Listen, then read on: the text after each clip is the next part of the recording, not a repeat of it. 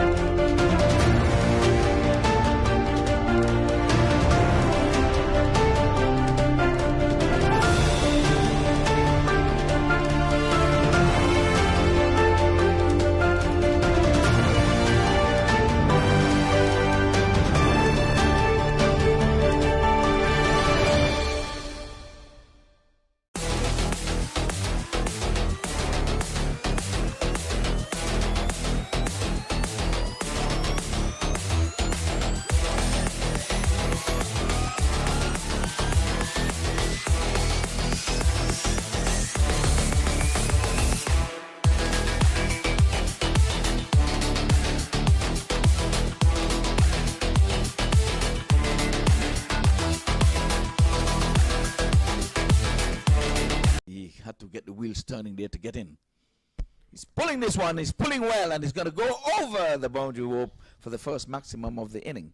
Yeah, big shot again from Raheem Cornwall. We've seen it. So Hamza Tariq comes out of the Scotland national team. And look at that, all the ease in the world, inside out. Raheem Cornwall smashes this one over the offside and 16 runs off the first over. I will see what Jimbo Cornwall will make of it. So Raheem Cornwall, oh, smash straight out of the playing area, and it's gone a long way. Raheem Cornwall on the charge and smashes the Jelani Seal, serves up. And this one, similar position, similar result. And while it may not have gone as long as the previous one, it's gone for 6. Couple of sixes here from Raheem Cornwall. The pressure, couple of sixes already. Raheem Cornwall, this is high in the air. This could go all the way. In fact, it has gone all the way. So 3 sixes in the over. Jelani Seals. Square leg one at mid-wicket. Here is Jelani Seals. And this one. Again, it's gone. My word. Cornwall on the charge. And he tugged that one from outside the off stump. Gave it a treatment. And that ball has gone over into the adjoining fields. So Jelani for the 6th. So Raheem Cornwall waits for Jelani Seals. He runs into both to Raheem. Raheem smashes this one over the long off area. And a couple of bounces and it goes away for 4. John Simpson gives chase. And while it wasn't a 6, that's a good looking shot from Raheem Cornwall. This over Jelani Seals would have bowled. He runs in again to both to Raheem Cornwall. And Cornwall down the ground he goes, and it's gone all the way. So Raheem Cornwall gets a 50 in just 12 balls. My word, the quickest 50 in this. Here is Johnson, flicked away. Beautiful shot there by Qureshi for 4. Here is Johnson, flicked away. Beautiful shot there by Qureshi for 4. First delivery, it was as if he was batting there all night. All or none is what Zishan Qureshi is all about, and as you can see on the replay, he lets the ball come on to him and just at the last moment opens the face of his bat and let the ball run away to the fence. And that's down to the boundary for 4. Qureshi goes with this one. Massive hit. Couldn't go all the way. 6 runs. Sean Qureshi, a 6 and a 4. 2 deliveries. I think we're going to go home early tonight. Look at that shot, guys. This is a terrific stroke by Zishan Qureshi. Yeah. So here's Johnson. Johnson's a good bowler. Comes in now. Qureshi pulls this away for 4. Short delivery. It stood up and into the boundary for 4. He's on 14 or 4. And I think Danny Khan, who loves to carry on a panchite, he probably needs to get down there and start preparing the toss for the. In the warm-ups, he was not hitting the ball. The guy, like he was playing a joke. This is pulled away, and that's 4 runs. This guy called Qureshi. That's 4. He's not going to muck around.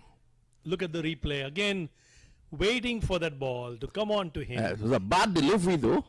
Bad delivery, no doubt, but freeing his arms, getting his left leg out. I'll tell you this. Look at it. Sammy's back punches off the back foot, and he actually gets a single. So he is so fast dealing in boundaries. He now gets 1. He goes to 19. Studies. This time it's gone. It's gone into the swap shop. And while you're there, you can probably bring me back something to eat. That's a massive 6. Look at the replay here. Again, this is all pure power as he pulls that ball. But I wonder if he's a vegan as well. That's 6. I think Qureshi is telling Trevon Griffith that you don't. Low corner and a wide mid-off. This time he hits it down the ground. Qureshi hits another 6. What's going on here? And if you look at the 71 replay, for 5 of 7. look at the replay, Vinod. You can see he made room for that stroke. Again, waited for it and hit it over long off for 6 runs. That was a wonderfully struck stroke. I wonder if he paid to come in. Here is Dean Johnson. He's into Qureshi. This is down the ground. Will let's go? No. They take 1. They should be coming back for 2. So that's 1 more. He goes to 32 of 11.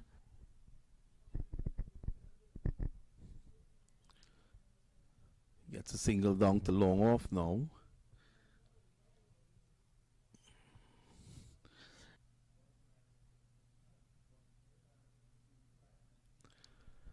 Qureshi seems to be playing for the not out now. Probably that's the most singles he has ever gotten in his life. The pavilion end now, bowling to Qureshi. Not really getting that as he would have liked. 40 and out to Qureshi. This follows his 43 not out in the. That's a wonderful victory for them.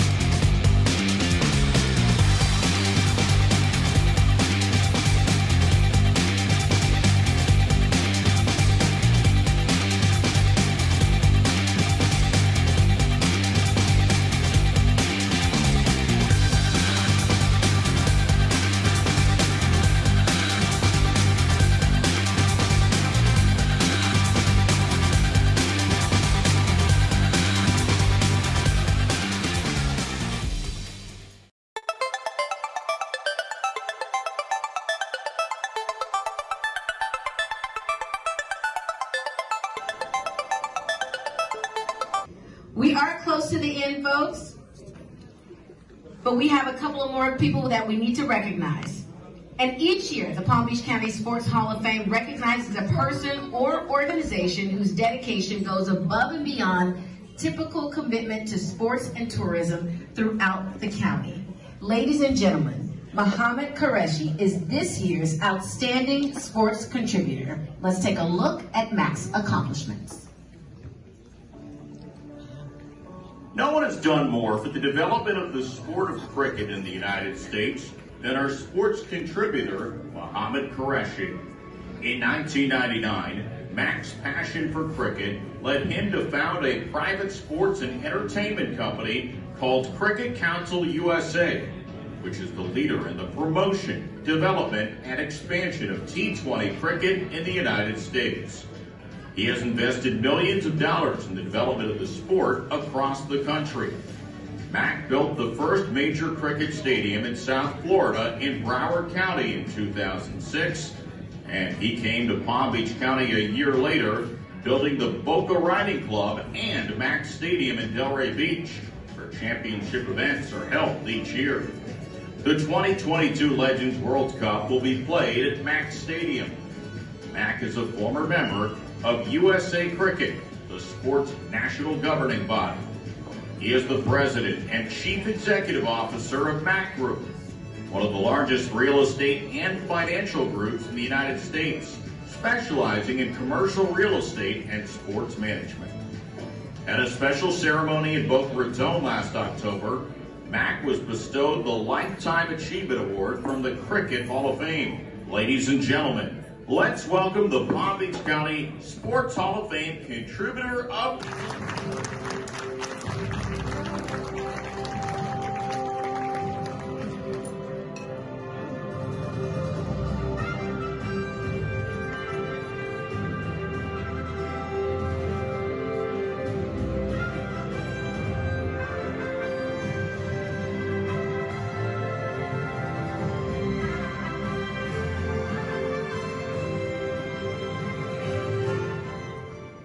Good evening.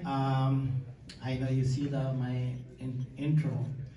I'm CEO Chairman for Cricket Council USA, and my job was build the cricket in the United States and have 8 regions, which has been developing. And first cricket ever been played and fast version is at T20 in Dania Beach. I migrated in 1984 in USA. My dream was how come cricket is not been playing one of the American sports. The reason is not been playing, there was long version games. It's the 5 days to find out who's win the games. So they never been one of the American sports. So I created the shortest version, it's T20, can finish 2.5 hours the games, and all Americans start liking that games. It's one of the American sports. But just remember, cricket the second world largest sports after the soccer. And none of them Americans recognize that sports is a cricket in America. But now is moving forward. We have first stadiums has been built internationally. And my duty is I live in Palm Beach. I brought MCL, Major Cricket Leagues, in Palm Beach County first time last year during the pandemic. And first Hall of Fame dinner night I invited have to be hosted in Palm Beach. Second goal is I want to bring this thing up World Cup championships in Palm Beach and Broward County in USA. 2024, I went to the Dubai last week. They're recognizing they gonna have World Cup in USA 2024. Is World Cup is cricket is just like Olympic. It's just like Olympic. So I want to first of all, I met today and who actually introduced me, Mr. Michael Zeff,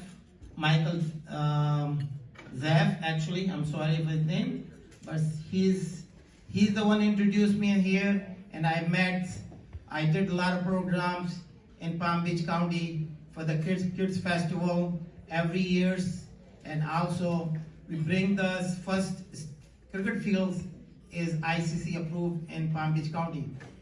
My goal is some way county mayors and commissioners and recognizing cricket in Palm Beach bring one of the sports. Just for the youth, for knowledge, cricket is most paying sports. Is minimum.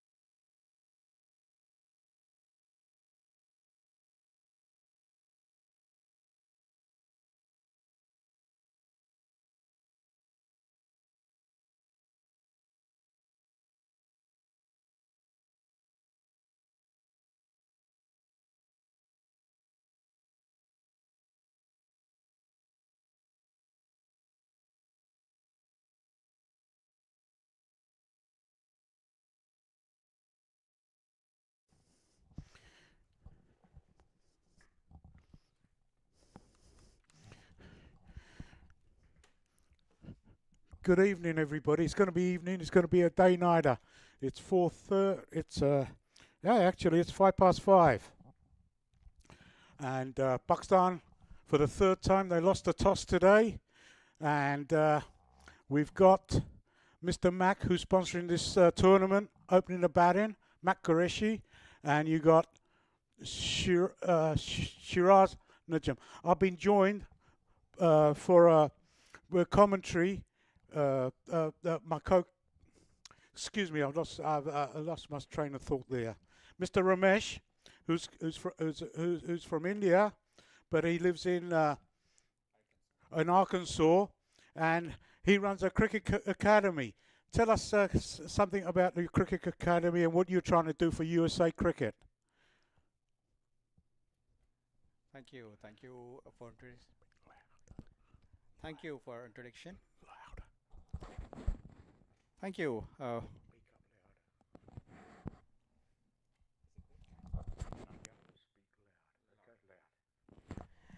Hey, thank you for the introduction.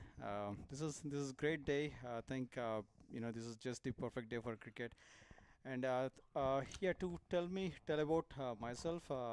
My name is Ramesh. We have started a cricket academy called Ace Batting. We have kids from all ages. What we're trying to do is build up under 14, under 15. Cricket enthusiast. So we have coaching that we promote. We have the facility that we have indoor as well as outdoor facility, so that we can keep this program running all over the year. And yeah, we just started last year.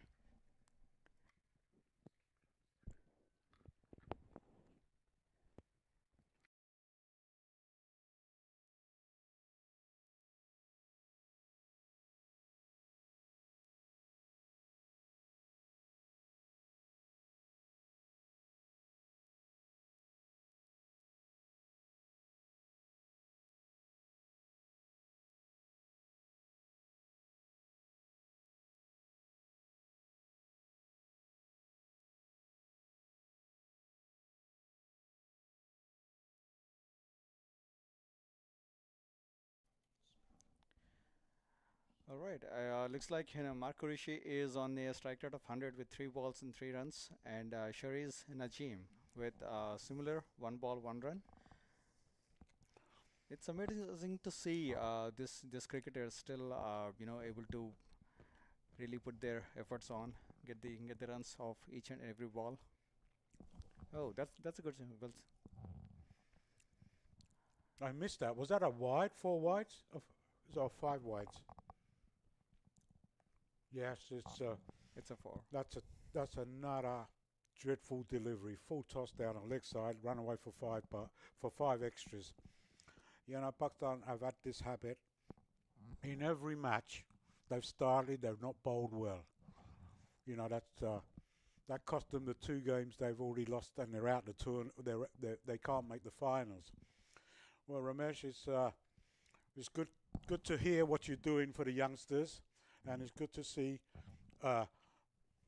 It's good to see that you're trying to produce some young cricketers of all different backgrounds.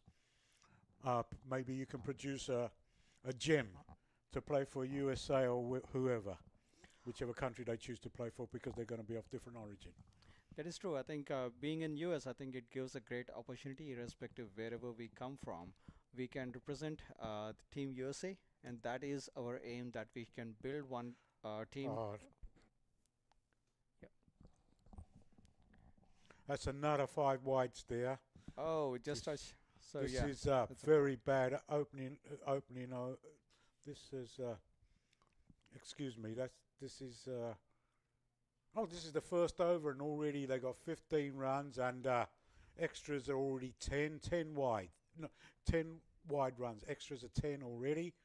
Ramesh, tell me something. Give me your background on what sort of cricket you played, and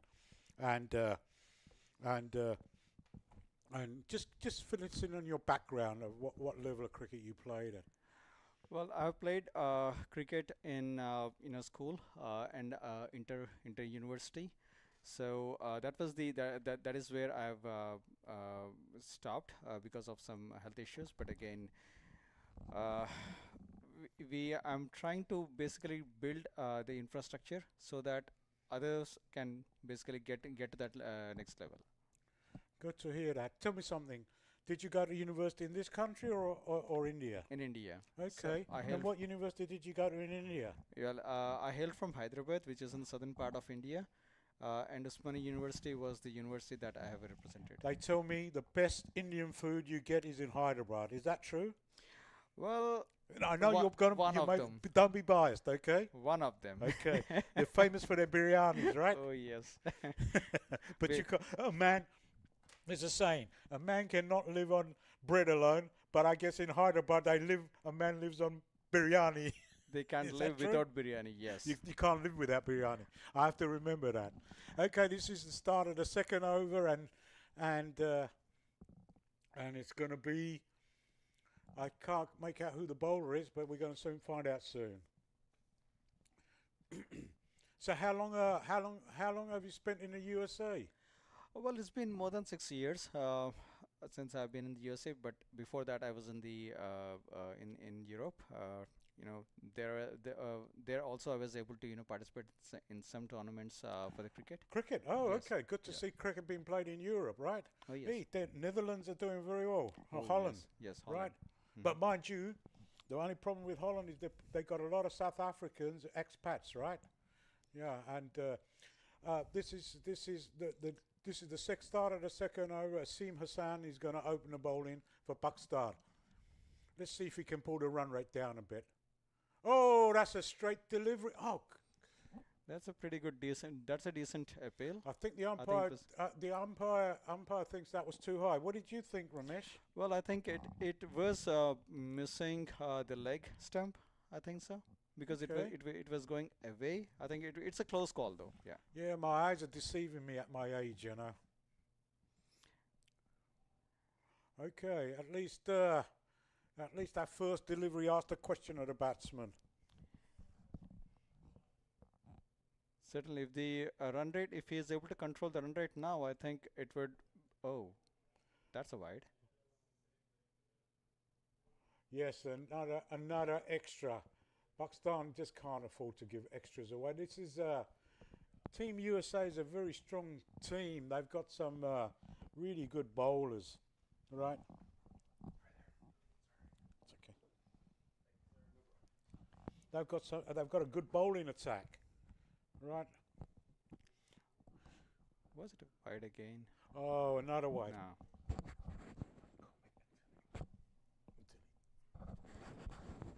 Yes, this is some there's some poor bowling. Anyway, this is the lights are just about to take effects now, and it's the time is 5:15 here at this beautiful stadium, and Pakistan are already in trouble. 18 for none off of 1.2 overs with 12 extras.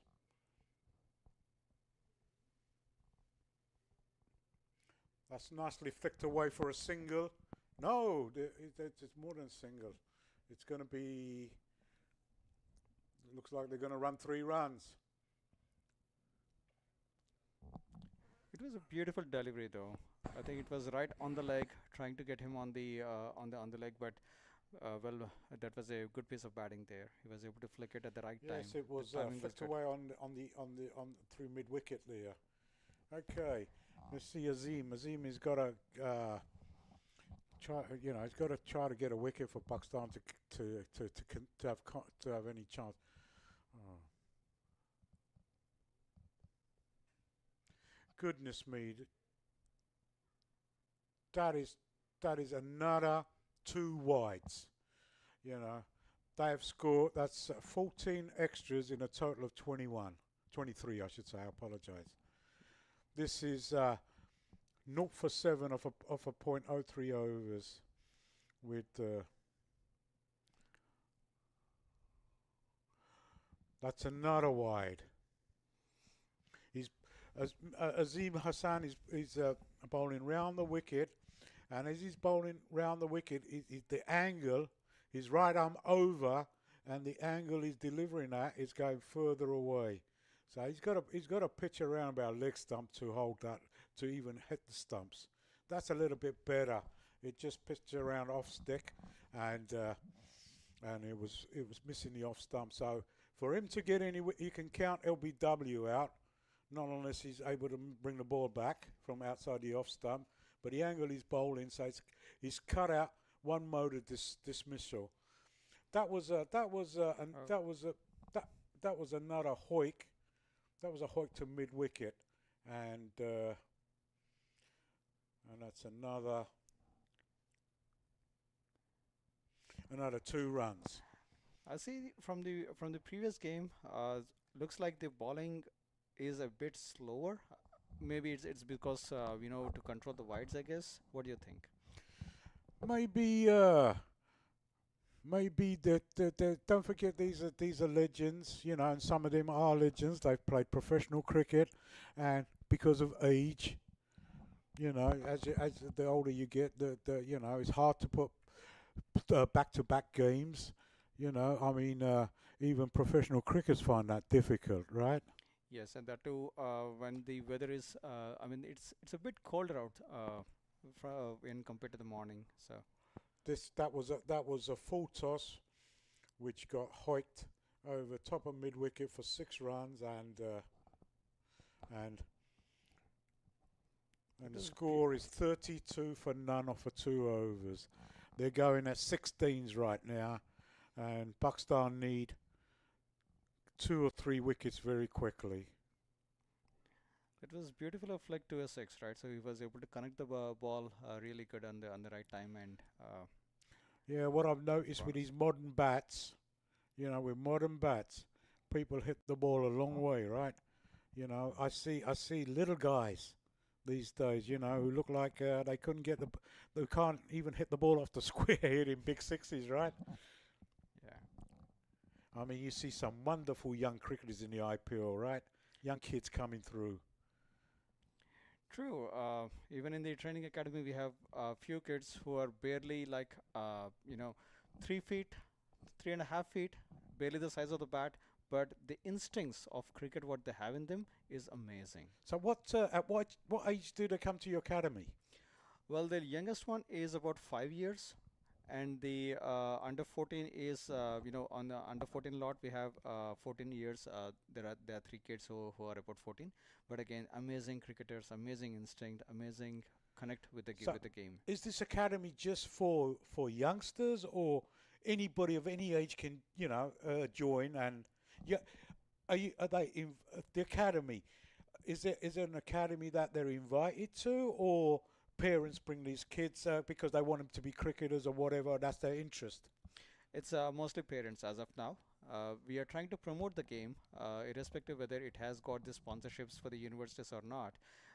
It is just the passion of the parent which is basically instigating the interest. And then once the kids are exposed to the game, it just flows.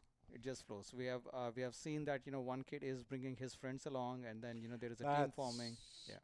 Yes, through word of mouth, you get more and more people joining. And I remember I used to coach a little bit in England at Ilford Cricket Club. We had about 150 to 200 kids there. I think you got to make cricket not too complicated in the sense that at an early age, I believe, too much technicality is not it doesn't do them any good. I think they got to just see the ball and hit the ball so they get enjoying bat on ball. You can't teach a kid at the age of 5 too much of technicality of the game. I think that comes with kids first of all enjoying coming, right? Once they start enjoying, then you can slowly work in little bits and pieces over a period of time. Because some of the youngsters that we coached at Ilford went on to become international cricketers as well as professional cricketers at county level.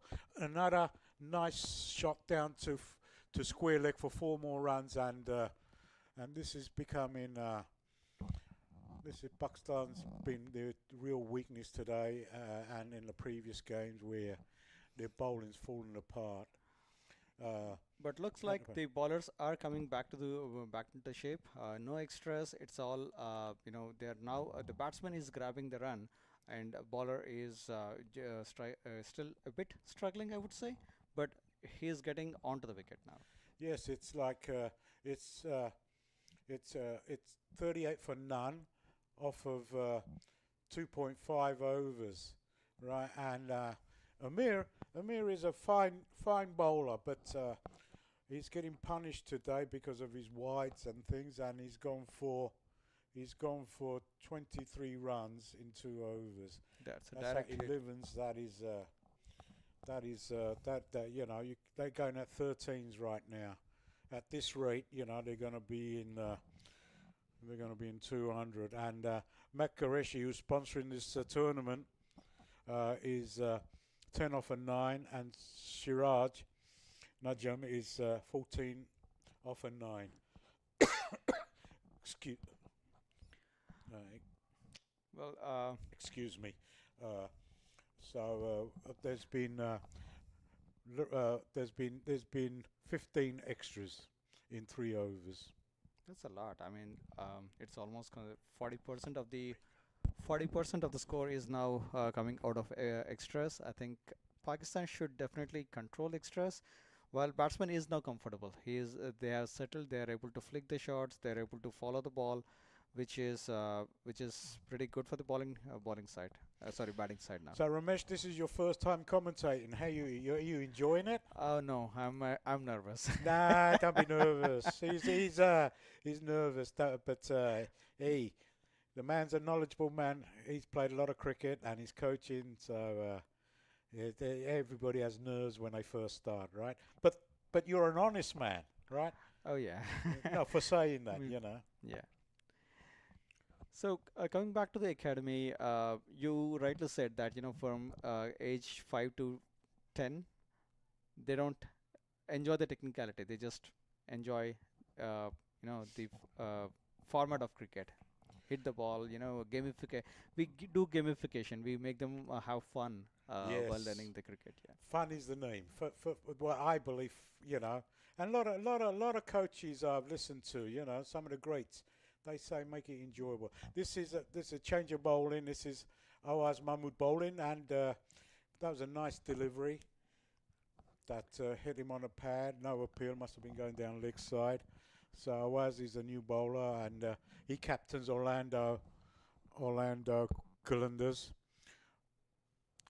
I think this is a commentator's curse. Every time I make a comment where something good is happening, Pakistan bowl a wide or they bowl a full toss. So it's another 2 extras, I believe. I think a pattern started to emerge now. All the new bowlers, they're facing this time to adjust to the pitch, and that is probably is he all right? That was 16. That's 16 extras. Make it 17 extras.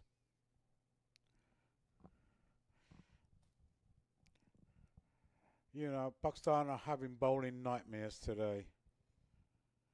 Anyway, maybe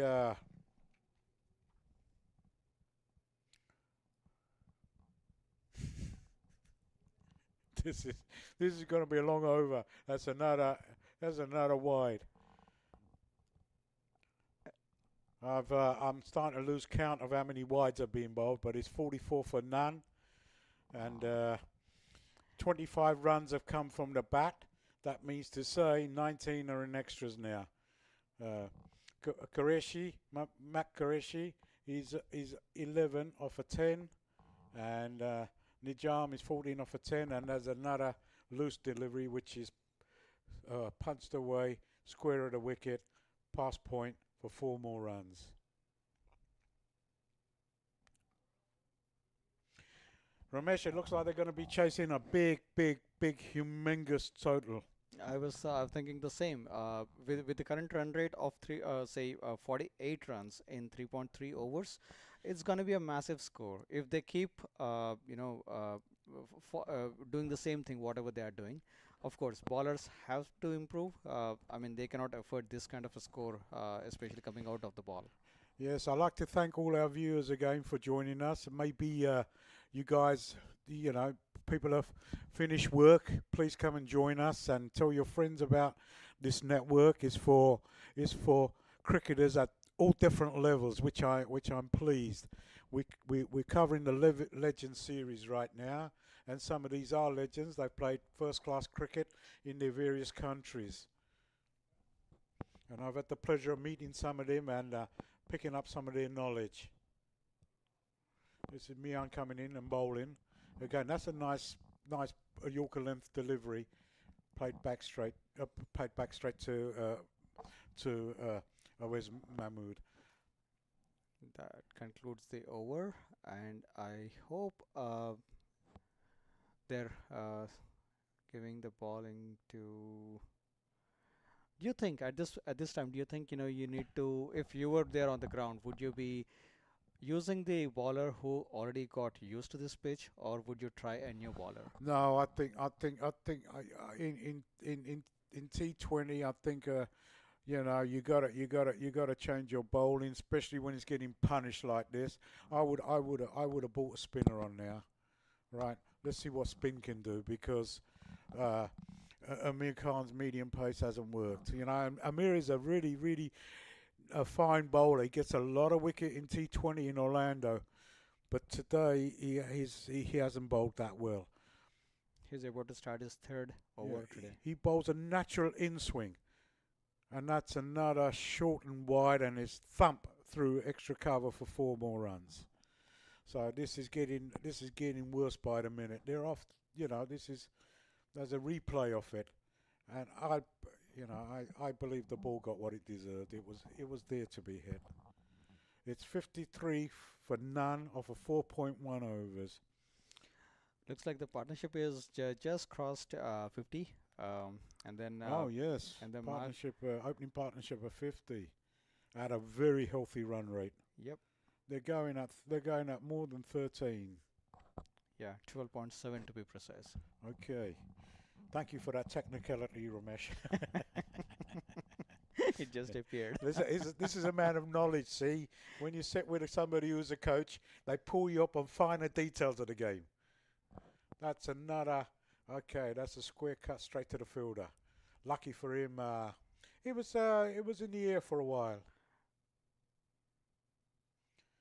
I really didn't want to see an extra run on an extra throw, so which is good. Yes, it's. No, they ran a single. I missed that. The lights are starting to affect. It looks nice. Okay, that's a good delivery. And now, straight to the man up at virtually point, and they run a easy single. No, I think the ball is coming onto the wicket. I've never played on a clay wicket, but I was speaking to the guys earlier. They said to me, because it's a clay wicket, and as the ball gets older, the colour of the clay, they found it difficult to pick up the ball because the ball got darker. That's pulled away. No, wow, that's a pretty risky run that they have taken. The ball was with the keeper all the time. Oh, really? Yeah. And they ran a single? Yes, sir. Oh. I don't know. It was a risky move. At least not with this run rate. I think that's good that they haven't lost the wicket. That was another full toss from Amir, and he got hit down to almost like cow for a single. Amir's got 2 men on the leg side, and he's bowling to. He was bowling to a 4-5 leg side field. Okay. Looks like let's see who the next bowler is, if there's a change of bowling or not. But there's 5 overs gone, 57. Even though that was a fairly expensive over, the run rate came down because they were going at 13s and now it's at 11.4.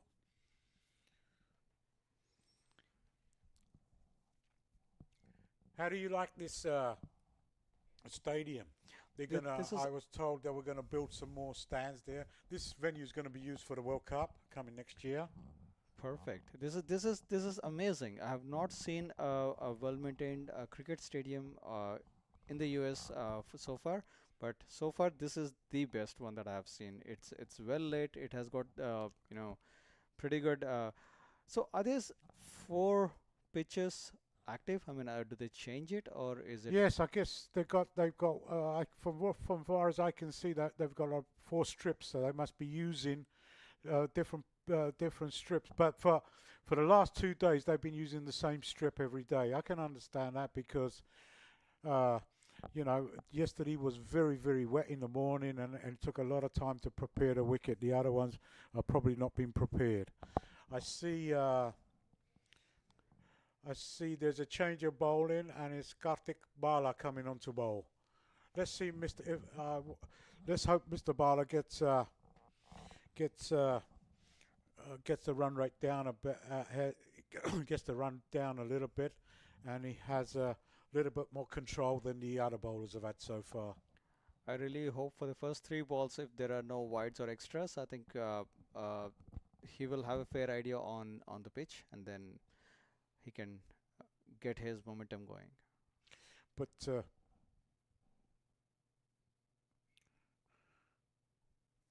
no, he's that's another wide. I guess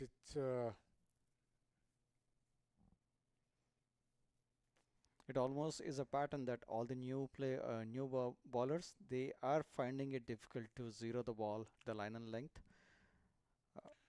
But slowly digressing from the cricket, I see they got a lot of space here for development. There's a lot of empty. We got stands on one side, and then they could build all around the ground and make this into. I believe they're going to make this right now the capacity is 5,000. I believe they're going to make it into 15,000 capacity stadium, which would be nice. 15, okay. 15,000 is pretty good for the first year. If World Cup is going to be conducted, I'm pretty sure all those 15,000 would be booked. Yes, I don't think you can play a major World Cup T20 with a small ground of only capacity of 5,000. But I believe they played some international matches here already, right? Anyway, that was an inside edge down to almost a square leg, short square leg for a single. It was a thick inside edge. The score now is 61 for none, 5.2 overs. Bala's at least well, he's only bowled 2 balls, so he's gone for 4 runs. Okay, Qureshi is on. Qureshi just hit a nice looking shot straight to mid off for a single.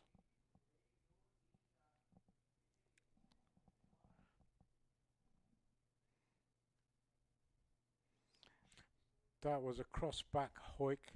The ball didn't bounce and he ran straight to the wicket keeper. So, are your nerves going now? You feel more relaxed? I'm more relaxed now. Yes. That's good to hear. Anything in life you do for the first time, people are always relaxed. No, people are not relaxed. I mean, you're nervous. See, I've been doing this a few days and I'm still making a lot of mistakes, but it's life, we all make mistakes in life, right? Well, this is exciting also. I mean, trying to explain what I'm seeing and then also share what we mutually share, including the some of the history and stuff. I think that's pretty good. I mean, this is the first time I'm actually seeing how a commentator would think, but it's amazing.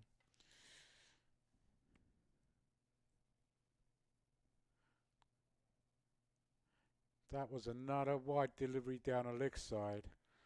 So the wides are getting. I think wides maybe even be the leading run getter so far. Let me see. 22 full. It's 21. It's 21 extras so far. That's a nice looking shot straight down to the man on the long on boundary for a single. So Qureshi, the sponsor of this tournament, is on 23 off of 19, and Siraj Najam 20 off of 17. What do you think of the first 6 overs, the power play? This didn't go well for the bowling team for sure. Yeah, that's Pakistan, the bowling team. So far, this is their third game. Their power play has been, but power bowling performances haven't been up to the standards. So we haven't seen any cracking shots like sixers or fours in the power play, but most of them they were at ones, twos, and threes, and extras. Extras is almost 23 runs of 1265, which is a lot. Yes, it's like almost like joint lead run getter. Okay, let's see what's happening. Amir Khan, the skipper, is still persevering with himself. He's bowled 3 overs for 30, and he's going to bowl himself out. Amir needs to pick up a couple of wickets in this over. Even a wicket can make a lot of difference. Yes, I think this time, at this time, if they lose a wicket, I think it would reset their chances. The new batsman would obviously take a couple of a couple of balls to get settled, and that might actually give them the edge to get back to the game.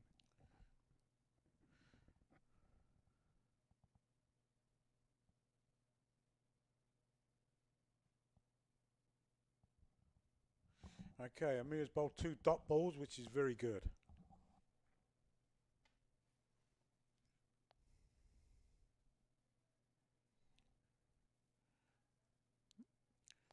Okay, Amir is that was Amir pitched. It was slightly on the shorter side, and the batsman went for almost like a square cut, cross bat shot on the offside. He missed it and went straight to the wicket keeper.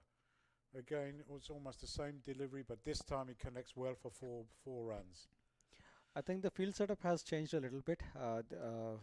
After they have kept more on the offside, expecting him to go for tempt him to go on the offside while they can actually expect a catch. But well played. Qureshi was able to find the gap, and then that's a 4. So Amir's got 4 men on the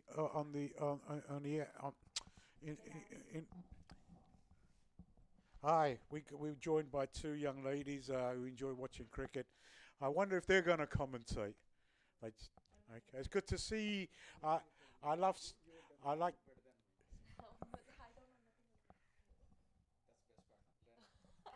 Okay, we've been joined by a female commentator, which is good to see. You know, I'm all for equality in life, and more women that play cricket and commentate on cricket. It's good to see. Would you like to introduce yourself? Yeah, of course. Hi, everybody. I'm Zainab.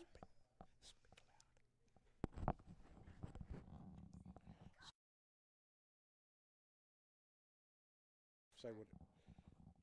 Yes, I've got a female co-commentator, and she's going to say a few words. She's going to introduce herself. Hey guys, this is Zainab. How's everyone doing? We're here today at the Legend Tournaments, brought to you by MAQ. As you can see, he's on the field right now playing. And what did you think of that shot? He just had a beautiful shot through the covers for 4 runs, right? Right, it was very great. Look at that. That's a replay of the shot. Yes, Mr. Qureshi is batting really well, and he's moved on to 35 off of 25. And Team Pakistan are absolutely getting hammered here. 77 for none. So is this your, do you watch a lot of cricket in your spare time, or is this a special occasion for you? So this is actually a special occasion. I'm here with Team Miss USA Pakistan, Mrs. Pakistan. USA. Oh, you are? Yes. Oh, I know a lot of the Pakistan players. I know three guys who play in Orlando, so I know them. So who are you with? We were here brought by MAQ. Oh, okay. And which team member for Pakistan team are you with? Affiliated to? Who are you with? Oh, okay. Just come to watch Team Pakistan as a supporter. And support okay. Team USA, actually. Oh, sorry. See, I'm getting confused myself. Team USA. Okay, Team USA is a very strong team. Yes, Team USA is a very strong team, as you can see. I think having seen the 4 teams in this tournament, India, and Team USA are going to be in the final. So have you enjoyed your experience? You were here yesterday, I believe. Yes, we were here yesterday. So you enjoyed the experience? Yes, we have enjoyed our experience. We got to interview a couple of the players. We got to interview Tariq, Rizwan, and Coach Charlie as well. So when you say you interviewed them, what on MAQ TV or? It will be aired on MAQ TV. Oh, when's that going to be airing so I can watch it too? Hopefully, we'll finish it up by tomorrow, and you can see it on like Sunday or maybe Monday. So actually, so you can go back in time and play the replays. Maybe. Let's see how well we do it. Okay. Do you know what I heard the viewership was not bad on YouTube. Amir Khan, who I know well, he told me this today when I arrived at the ground. They were happy with the viewership. I believe it was in the thousands. I can't tell you, around about 20,000 I heard, which is very, very good for this tournament, you know. So there are 20,000 dedicated followers of cricket. And I must again thank MAQ TV for sponsoring this tournament and also introducing some of the legends. And let me make it clear, these are legends because I wasn't aware when I came to this tournament that some of these guys had actually played professional cricket in their respective countries. And so imagine how good they were in their younger days. And that was a fine shot again. It was a late cut by Qureshi for 3 runs. Okay, thank you there. I hope you enjoyed your little comment and good luck with your show. Thank you so much. And Thank you for having us. Interviews yes. later on today? We are currently about to go back downstairs and start interviewing again. Okay. Right. Thank you so much. Yeah, you're welcome, and I hope you enjoy the rest of the tournament. You too. And Thank you. I hope you get some really good interviews, and maybe you can ask them who they played against in their earlier careers and what they're doing with their lives now after finishing professional cricketers, which would be interest to me as a cricket follower. We'll take that into know and definitely start asking those questions as well. Thank you so much for having us. Okay, good luck, and remember, stay safe, and COVID is real. COVID is real. That's my favorite saying because there's so many people that are deniers. She was. I think we should thank her. She was very good. She was a little bit nervous, but when you do something first time, you're always going to be nervous. Good job. Thank you.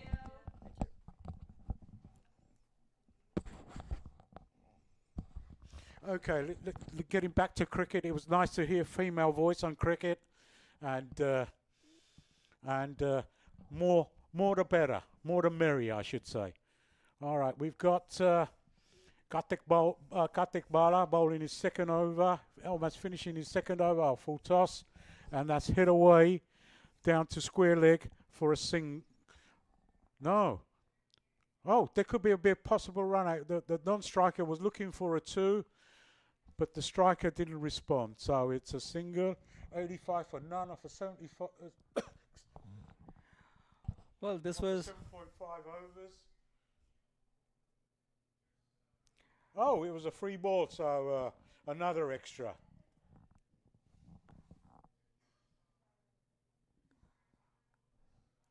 wow. This was runs keep coming in. Runs are keep coming in.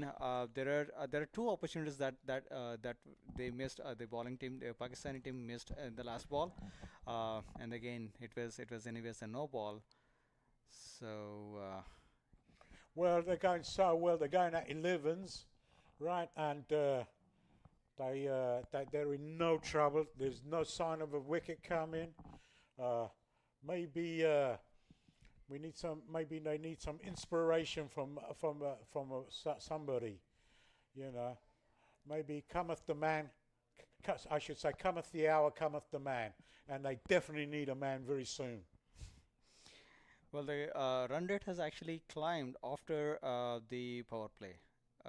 So, after the power play in the last 2 overs, they have they scored about 22. Again, on the MAQ is almost reaching a 50 run. Yeah, he's 43 off of 29, and Najam Shiraz Najam is 22 off of 20. But While I've got an opportunity, I'd like to apologise to all the teams that were participating. I was a little bit harsh on some of their fielding, not realising that of their age. You know, we have to. I had to take that into consideration. But sometimes when you're watching cricket and you're used to watching cricket, and you're watching the IPL and the World Cup, and you get used to a certain standard of cricket, so everything is of inferior quality. But let's remember, these are legends, and age does catch up with everybody. So please forgive me if I offended any friends or family and the viewers. Thank you. That is actually a very good point, because if you see here, all these players are aged above 50. Some are in their 70s. Yeah, I mean above 50s. Oh, so yes. Having people, I mean 50 people don't even do jogging. I mean these guys are still able to play, connect the ball, connect with their passion. I think that itself speaks a lot about the game. And I must say that some of the standard of cricket has been really good. I've seen some excellent spin bowlers.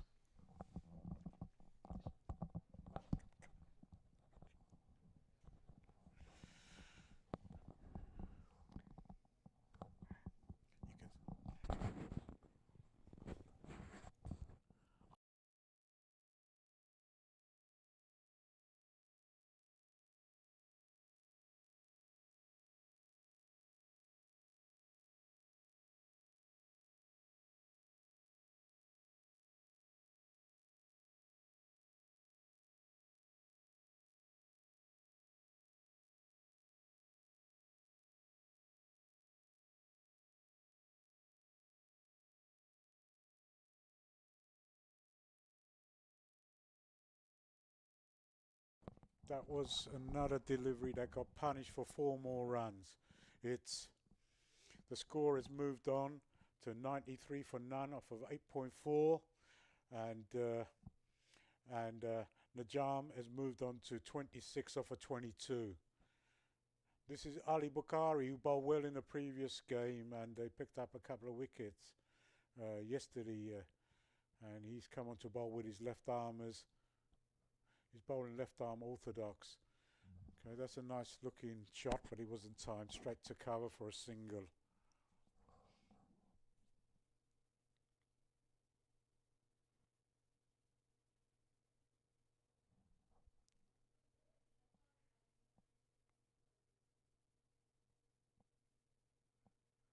We are almost reaching the half time with 1 over left. So next. Yeah, this is 9 overs gone, 95 for none. So they're going over 10 runs and over. Extras are mounting up and must be into the 30s now. Right, and Pakistan are in desperate need of a wicket.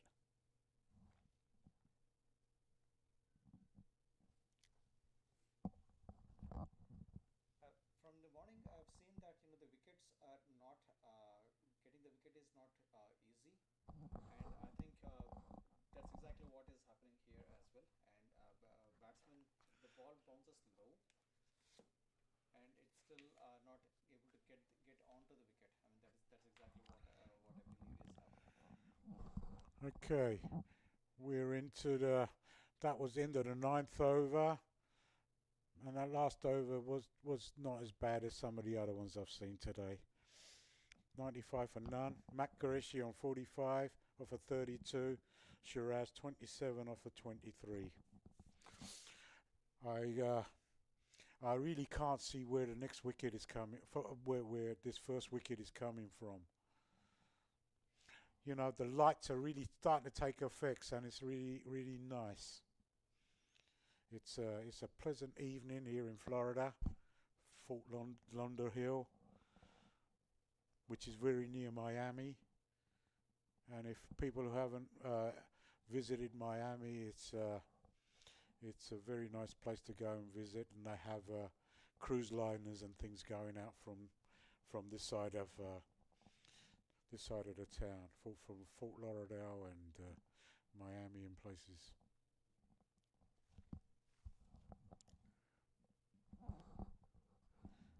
Okay, we've got to change of bowling. It's Mahmood Shahid.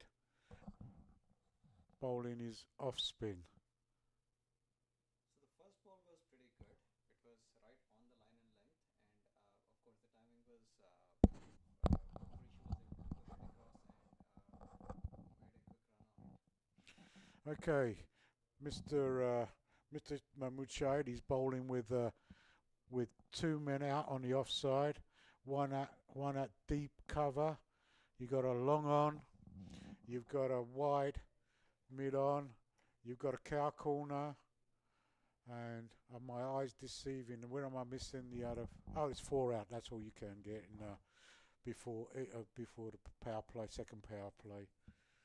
So 4 men out, and he's bowling to 5-4 offside field. That looks like that was a good delivery, and there is the first wicket. Well bowled, sir. You know, I always believe that if you bring on your spinners and they bowl certain lines and lengths in T20 cricket, you would always get people out, because people are anxious to play big shots, and especially their eyes light up with a spinner, and he went for the big shot across the line and got a nick to the wicketkeeper. Yeah, he went for the cross bat. Oh, he played on. I'm sorry, I didn't realise he must have got an edge onto that. Yeah, it was an inside edge straight onto the middle of the Yes, as I'm getting older, my eyes are deceiving me. I like to watch the cricket from looking at the game directly on the pitch, rather than watching the monitor.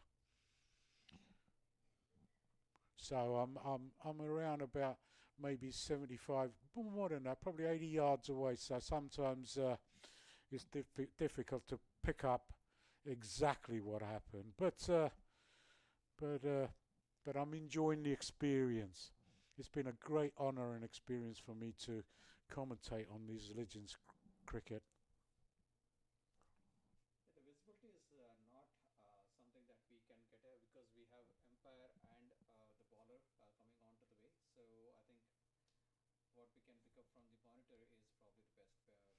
Yeah, actually, I have a better view, because you have a view that's directly in line wicket to wicket. I'm just a little bit away, so I should be able to pick it up. Really, that's I can't make excuses for something that didn't happen. Okay, let's see what's happening in my other interest today in the soccer world. I hear there was a couple of 2 premierships games being played, and let me see what the scores were. Newcastle, one of the teams that qualified for the Champions League, they were playing today. And let me see what happened. Okay. Tottenham won, West Bromwich Albion. Oh, Tottenham lost at home to West Ham, I should say. Wow, that's a big shocker. I think you missed a good ball there. Mahmood has delivered a pretty good ball, which almost caught the batsman. Okay, my goodness me, the top fancy teams today lost today. You had Everton 3, Newcastle 0. That's a big shocker, because Newcastle are they were in the bottom 3 before the kickoff today. So, and plus they had 10 points deducted earlier a couple of weeks ago. So, you know, they're playing catch-up soccer right now. And Tottenham, who've been fancied for playing some beautiful open football this year, they lost at home to West Ham 2-1. So they have 2 shock results, and with Manchester City losing yesterday, so the Premiership is really becoming interesting from a neutral point of view. Yes, it's going to be a tighter race this year, maybe for the title. Anyway, changing back to cricket, I missed some of them. Anything interesting happen? We just crossed 100, and maqtv is just 4 balls away from 4 runs away from making a half century. Okay, it's 102 for 1. 10 overs. They're still striking at 10 runs and over. Shahid Mahmood, he bowled the last he's going to bowl his bowl his. Is he going to bowl his second over? Yes, he's going to bowl his second over. His first over was a pretty economical one, 1 for 7. He picked up a wicket and only went for 7 runs. Yes, just 7 runs off the over with the wicket. I think that's exactly what is needed at this point. Again, he is going back and again. If Pakistan can restrict this run rate to around, if they can restrict the run rate and chase about 180, which would be a plus for them. What do you think would be the score? Well, I'm thinking they're going to maintain 10 runs and over. I think they're going to reach 200.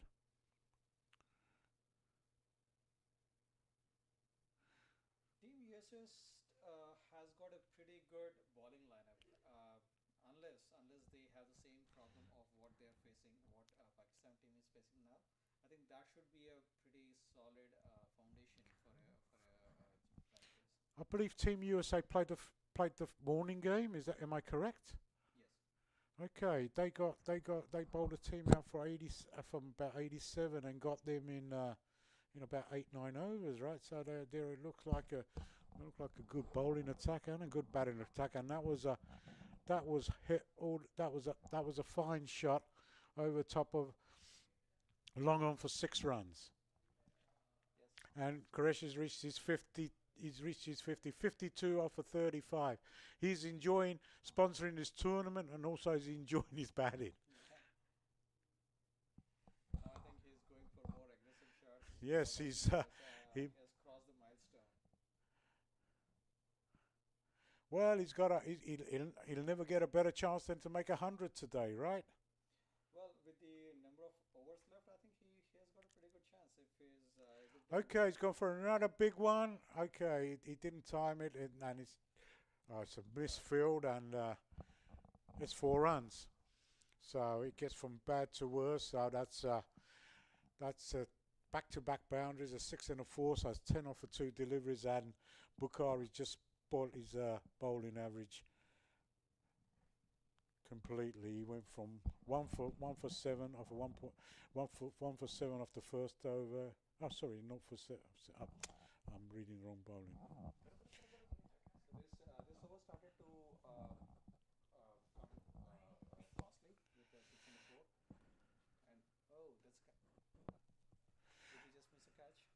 I'm missing. Anyway, we're joined by our commentator, Mr.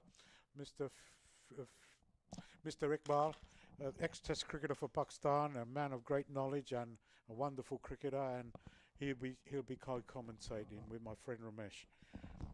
I'm going to be leaving you now because I have to drop somebody off at Miami Airport. Unfortunately, I won't be here. I'll be here for a few more minutes, and it's goodbye from me. And I hope you enjoy the rest of the coverage on MAQ TV.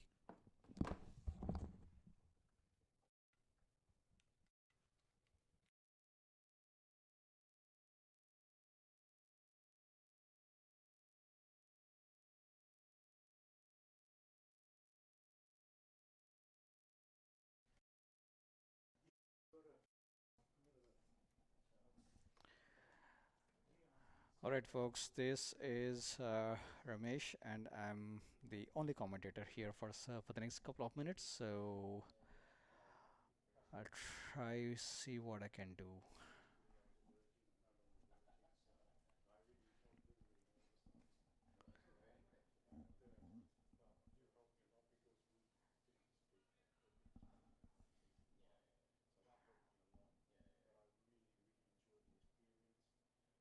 Mohammad Shahid coming in for the next over. Current score is 113 runs off 11 overs. We have about 9 overs left with a strong batting lineup. We still have, we just lost 1 wicket. Team USA lost 1 wicket, while Pakistan team has been the bowling side has been a little slow. Unless they get a couple of more wickets in the next 2 or 3 overs, I think it's going to be a massive score.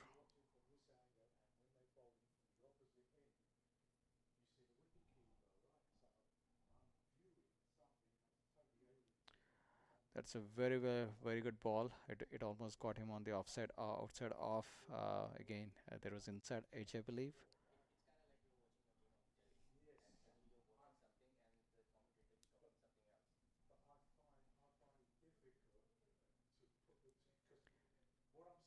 The day currently in Miami is pretty good. It is a little breezy out there, but the temperature is pretty good. It's pleasant. It's giving. Oh, that's a well good hit, and it crosses the boundary. Straight drive. A pretty good ball, just above the just over the wicket, and then it is almost on the leg wicket, and then it was driven straight into onto the boundary. Pretty good for there.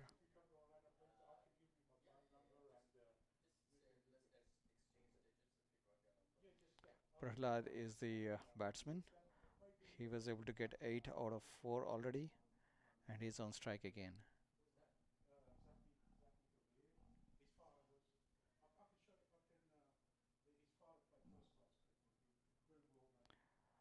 Almost repeat of the same shot, again a straight drive, and they were able to quickly grab 2 runs of this stroke.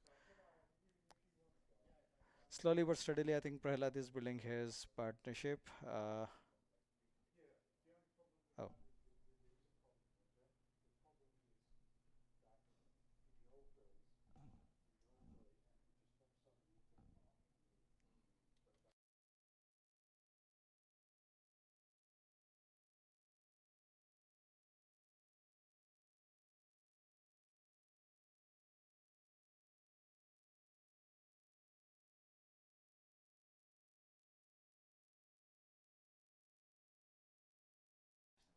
I apologize, guys. There was a small technical issue. I think the batsman on the crease is Imran Awan, not Prahlad.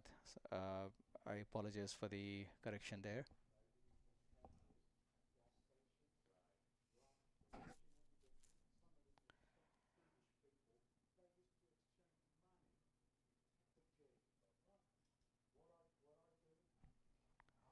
Very well connected, and that crosses the boundary for another 4 from Imran.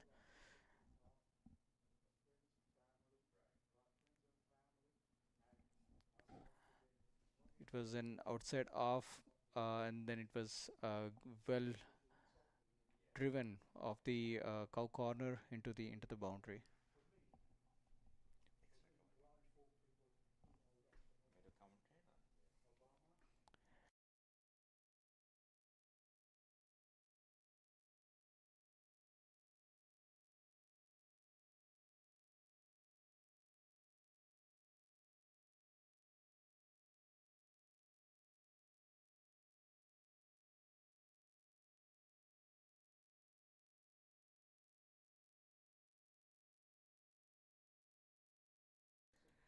Hey everyone, we welcome a new commentator on the today. Irwan. Rizwan. We are joined by Rizwan. Hey Rizwan, thank you for joining. Yes, you're very welcome. How do you think the game is progressing? Well, it's an interesting game. I think Mac has been batting well, and I see he's Looks like Irwan has to reintroduce himself. He was on mute. So, all right. Rizwan, Okay. could you please introduce yourself and do you let the viewers know what you think about the game, how it's progressing? Okay. Yeah. So there is one here. I am.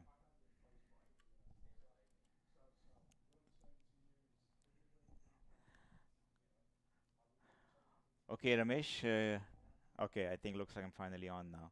Uh, this is a good game. It's an entertaining game. I think Mac had a good opening partnership with Shiraz, and now he's batting with Imran Awan. As a lot of people in the U.S. would know, Imran has played for the U.S. team for a long time. He's the fastest bowler that USA has produced. Oh, that's another nice shot by Mac there. I think Ali Bukhari is tossed it up to him, and Mac just swung at it.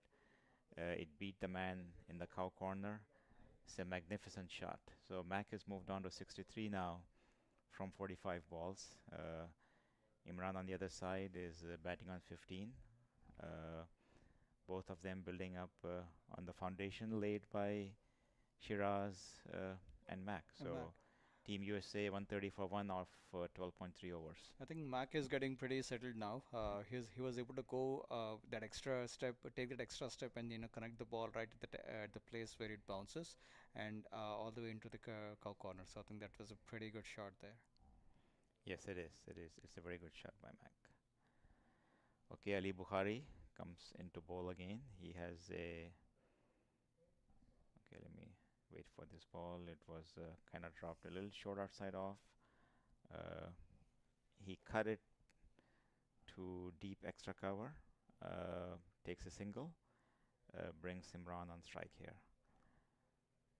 So Ali Bukhari operating with a long off, long on, mid wicket, square leg, and a sweeper on the offside. So 5 men on the boundary. Oh, let's see what. Imran has. He's hit him really hard. It's 6 runs off of Ali. Imran goes on the back foot. The ball was slightly short of length, and he smacked it over deep long off. From this angle, I almost thought it's going to be a catch because the way the long on keeper, the long on fielder was positioning himself, I thought it was landing there, but again, it just crossed the boundary. So another 6 runs there, beautifully played. Oh, another shot, another 6 from Imran. Imran is on fire here. He's giving the treatment to Ali. It's almost like a deja vu, right? The same shot repeat, and that's 2 consecutive sixes. So that is the end of the over. After 13, Team USA is 143 for 1.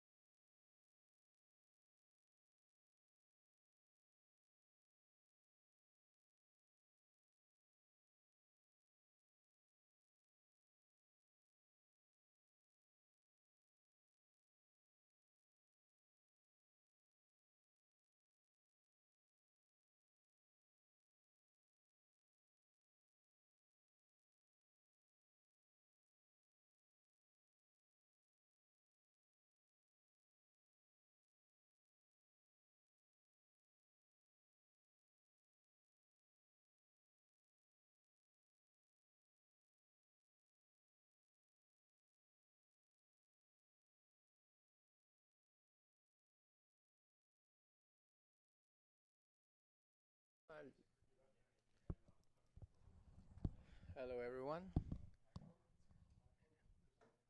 and Team USA is doing a tremendous job. MAQ Qureshi and Imran Awan. MAQ Qureshi is really enjoying his batting in this game. 67-46, brilliant half century today. Imran Awan 27-11.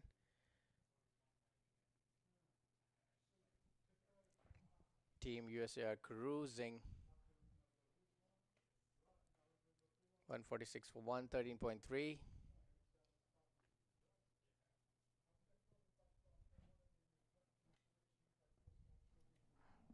That's almost that's a swing and miss, but again, wicket is still safe. Yeah, it's the 3rd match on this track right now, so the wicket looks a bit sticky. So you've played on this wicket. So how did you feel? Is this? It looks like Pakistani team did face some problem trying to keep their line and length. Uh, I think they tried their level best, but you must give credit to the batsmen at times that they have played really well. Definitely, Team Pakistan bowling has not been up to the mark. Even the game before this one also, they were struggling in bowling and fielding especially. So yes, I think Team USA have taken that advantage, utilizing the weakness in the Pakistan team. And obviously, it gets very tough to play two games back to back also. Back, yes. So they just finish up one game, Team Pakistan, and then again they're playing the second game. So it gets very tough in at this age group of cricket. That is that is true. That is well said actually, because it's a back-to-back game for them. At the same time, I think batting team is doing a tremendous job. The way they are swinging the bat, able to drive the ball outside the boundary in more than a couple of occasions. And then the score. Look at the score. It's steady, constant. The run rate has always been above 10, and they're keeping it that way. So I think that's a pretty good job by the batting team. Yes, I think they're doing a brilliant job. Partnership is going really well between Mac and Imran. So, question to you: would Yes. Mac be able to cross the century mark? Sorry? Would Mac be able to cross century today? Yeah, with his batting form going around so good. I think he scored runs yesterday also, and again now. It's just the game before they had today. We was unlucky to get out early, but the way he's batting, they still got 6 more overs to go, and he's got a chance to score 100. And the way he's going, his strike rate is good, so he can score 100. Yes, that's his strike rate is pretty good, and also he's very firm on the ground. He was able to flick the ball, play the ball according to the direction, and then he's punishing the ball whenever the opportunity comes, and then there you go. I think I'm pretty sure he would be able to cross that milestone today. Yes, the experience is coming into play for Mac Qureshi, and he's getting tired. Also, you can see his body language that he's feeling a bit tiredness, but the way he's going, you can see the passion he has got right now of playing, staying on the wicket, building up a partnership. That is tremendous for everyone to see. I mean, even now, I think That's a they're big trying to shot grab by those Imran. ones and There's a twos. chance of a catch, but it fell just short of the fielder, and they just took one run.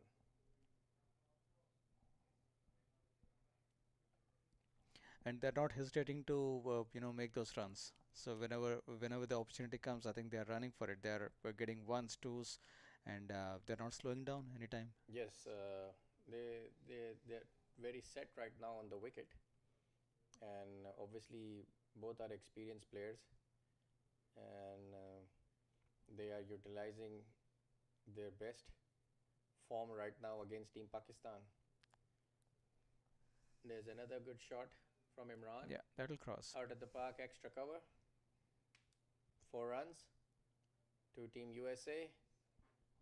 Moving to 155 for 1. That was absolutely in the no man's land. It was very, very, very well timed and also very well placed. If the ball found the place where there was absolutely no one, and that's an easy 4 for them.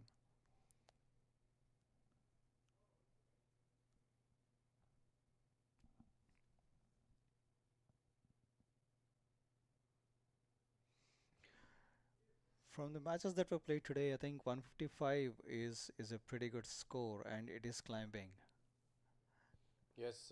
What do you think? If you are on the Pakistani team, what would be your concerns? My concern would be to get Mac Qureshi out. Yes, he is the formidable player at this point. He's striking. He's just striking. Imran is also striking. Yeah. That's a good field position bowler had. Went straight to the fielder for 1 run. Yeah, I think there was I a change in think the position. batsman didn't see the fielder where Yeah. he was standing. He didn't realize that he was in a gap. Yeah, they actually brought him extra. They also have one on the long on and also deep long there. Oh.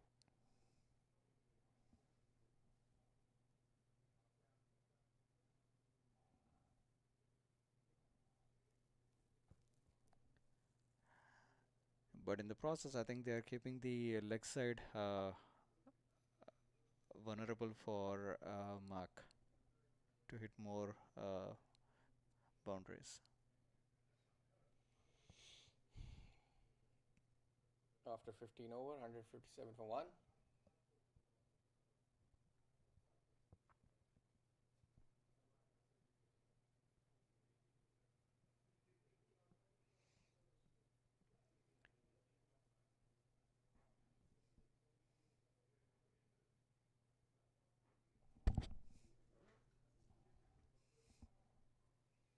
Asim Hassan, 2 overs for 24 has been expensive.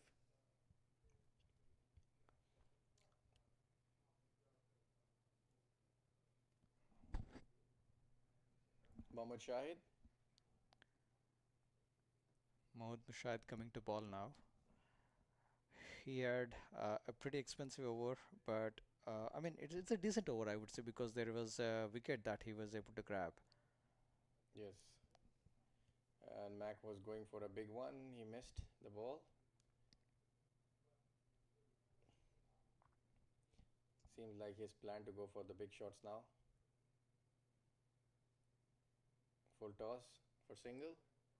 Could have been a no ball, waist tight. Yeah, I think, and also looks like Mark was slow in running. When I say slow, he basically was not sure whether he would be able to get the second hit. They were not ready for the second run. So Yes. I think he didn't expect that full toss.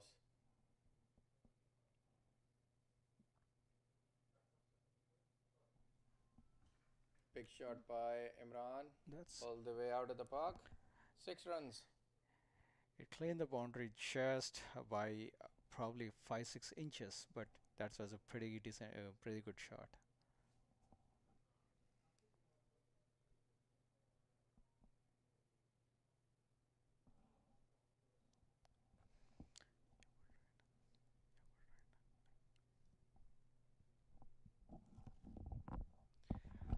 Thank you. I need to sign off now.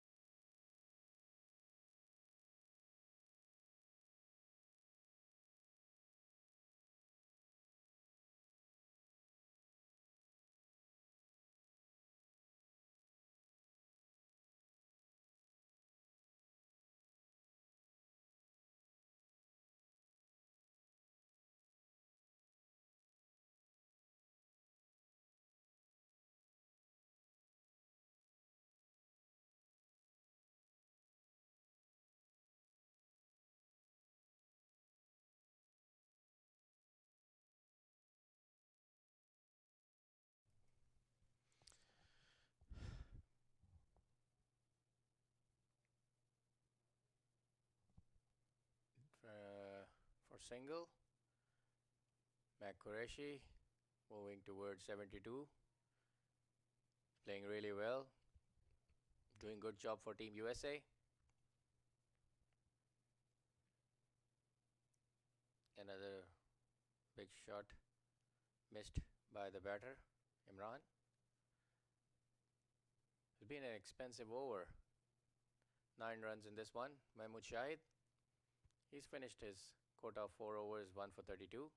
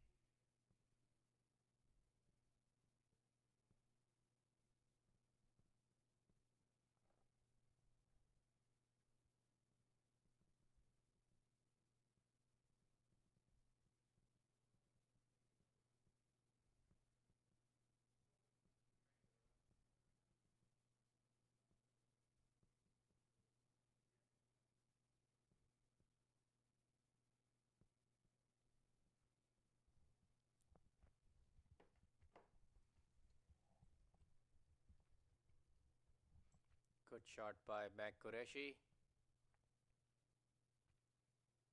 A good cut shot between point and third man for 2 runs.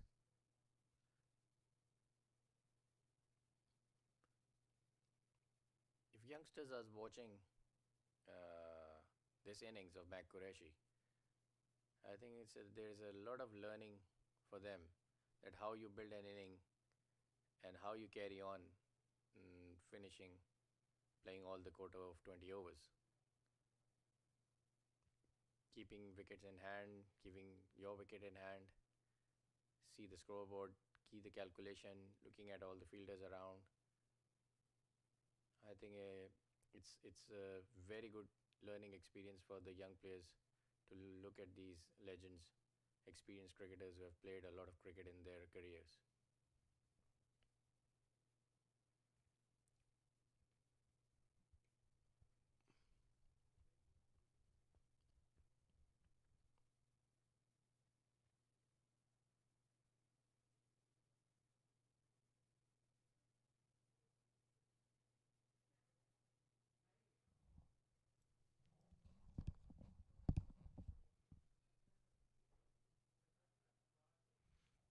Good shot by Imran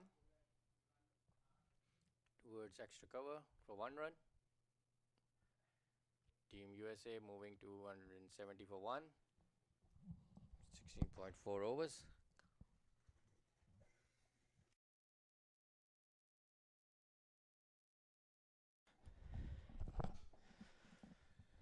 I'll welcome in the commentary box Mr. Shiraz, who have just finished his inning.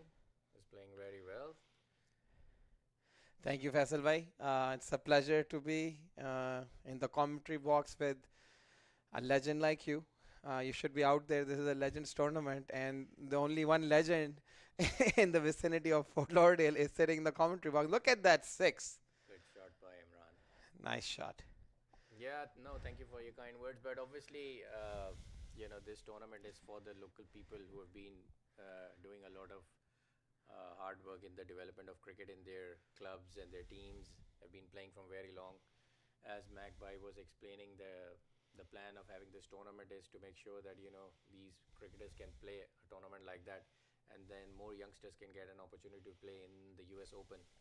So yes, it's a good plan by Cricket Council USA, and like you, the member of the committee, being part of this plan. So can you tell more about Cricket Council and your plans regarding this tournament and other tournaments as well? Yes, absolutely, Faisal. Thank you for the question. Such a cliche, right? When you talk to young cricketers and they come out and they say this is their dream, to play under lights in a test-approved facility where the likes of Virat Kohli and Chris Gale have showcased their performances, and youngsters want to do this. But you'd be so alarmed. The wicketkeeper gentleman, he's 61 years old, right behind the stumps. MashaAllah. And his dream is also this. So the beauty of the sport is that it is ageless, right? Yes. It doesn't discriminate. If you love the game and you have the passion, and somebody can provide that platform, you'll enjoy the proceedings of the day. I think the credit goes to Magpie and especially you people as being part of the Cricket Council USA committee, that tournament like this has been initiated and it's been approved, and everyone is playing this tournament coming from all over US with their different teams. Yes, absolutely. It's such a team effort, but obviously every team needs a captain, right? A good captain means a good team. A good captain who can, lead an average team to a World Cup win. You know who I'm talking about. Yes. Right? The great Imran Khan, right? Yes. With a good subordinate like the very legendary Mr. Javed Miadad, right? You just need 2-3 good people to lead. This is a decent team, but before the World Cup started, nobody had picked Pakistan to win it, right? Yes. But look at it. A good captain like Imran Khan with a nice vice captain subordinate like Mr. Javed Miadad took the team to a never again victory in the World Cup, right? So similarly, we have our captain, Mr. MAQ Qureshi. He's got a lot of good people around him that help him lead cricket management in the US. It is very important to have good people around, to guide the person in the right direction, because when you have a good team around to achieving your goals, then you get positive feedback from the team as well. Yes, and positive feedback's great, but the negative feedback is more important, right? You Yes. need people who can tell you that these are the areas of improvement. The gray areas. The gray areas, because you'll find a lot of people will be say, yes, this is great, yes, that's great. I think the best subordinates, which is why Javed Miandad sir was such an influence on the team, because he was the only person who always spoke truth to power, Yes. and he continues to do that. So I'm a big fan, if you can't tell. Yeah, no, he knows that. All my close friends like you, he knows that they're passionate cricket fans. You travel around the world like yourself. And I know you're very passionate about your son to play cricket as well. You take him around. You and your missus looks after him for his cricket. Yes. I know Yes, it's your passion, and he looks forward to it, going to the academies and going all around. So yes, this is good, a family cricket passion. Yeah, we were planning to get him to be the youngest test player, but there are a few folks that are in line that have beaten us. I think we're going to miss the cutoff date. Speaking of that, look at that boundary by Imran Awan, who's been on color since he walked in. Team USA is at 184 for 1 after 17.4. Mac first went all out and now anchoring the innings, giving Imran the opportunity to bring the power game to the And he's fold. got his 50 also. Imran, Look at that. 24 balls, Well played, Imran Awan. strike rate of almost 200 plus. Yes, so it's a team Pakistan has got its work cut out for themselves. Mr. Zaki Kabir, first over, gone for 11, coming to bowl his last ball, played to short mid wicket. It's a misfield, and Mac didn't want to run. But eventually he was forced to run because of midfield, and now he does not have the strike. That is what it is right now.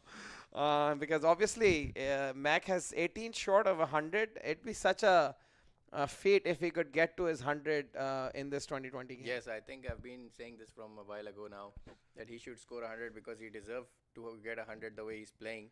Still got 2 overs with him, and I think Imran should give him the strike as much as he can, so that he can get to his 100. I'm sure he'll do it. As I was telling our viewers that how important it is for the youngster who are watching this right now on the telly, that when the experienced players plays, how you learn from them when they are playing. This is how you build an innings in a pressure situation. This is how you keep constantly playing, ticking around runs, single, doubles, boundaries, sixes, everything just goes around. So I think it's a very good opportunity for the youngsters who are watching right now, that you learn from the legend and experienced players, experienced bowlers and batsmen, how they're bowling and they're batting, how they're striking, how they are looking at the scoreboard and constantly making sure the average stays above. So yes, this is sometimes is good for the youngsters to watch and learn.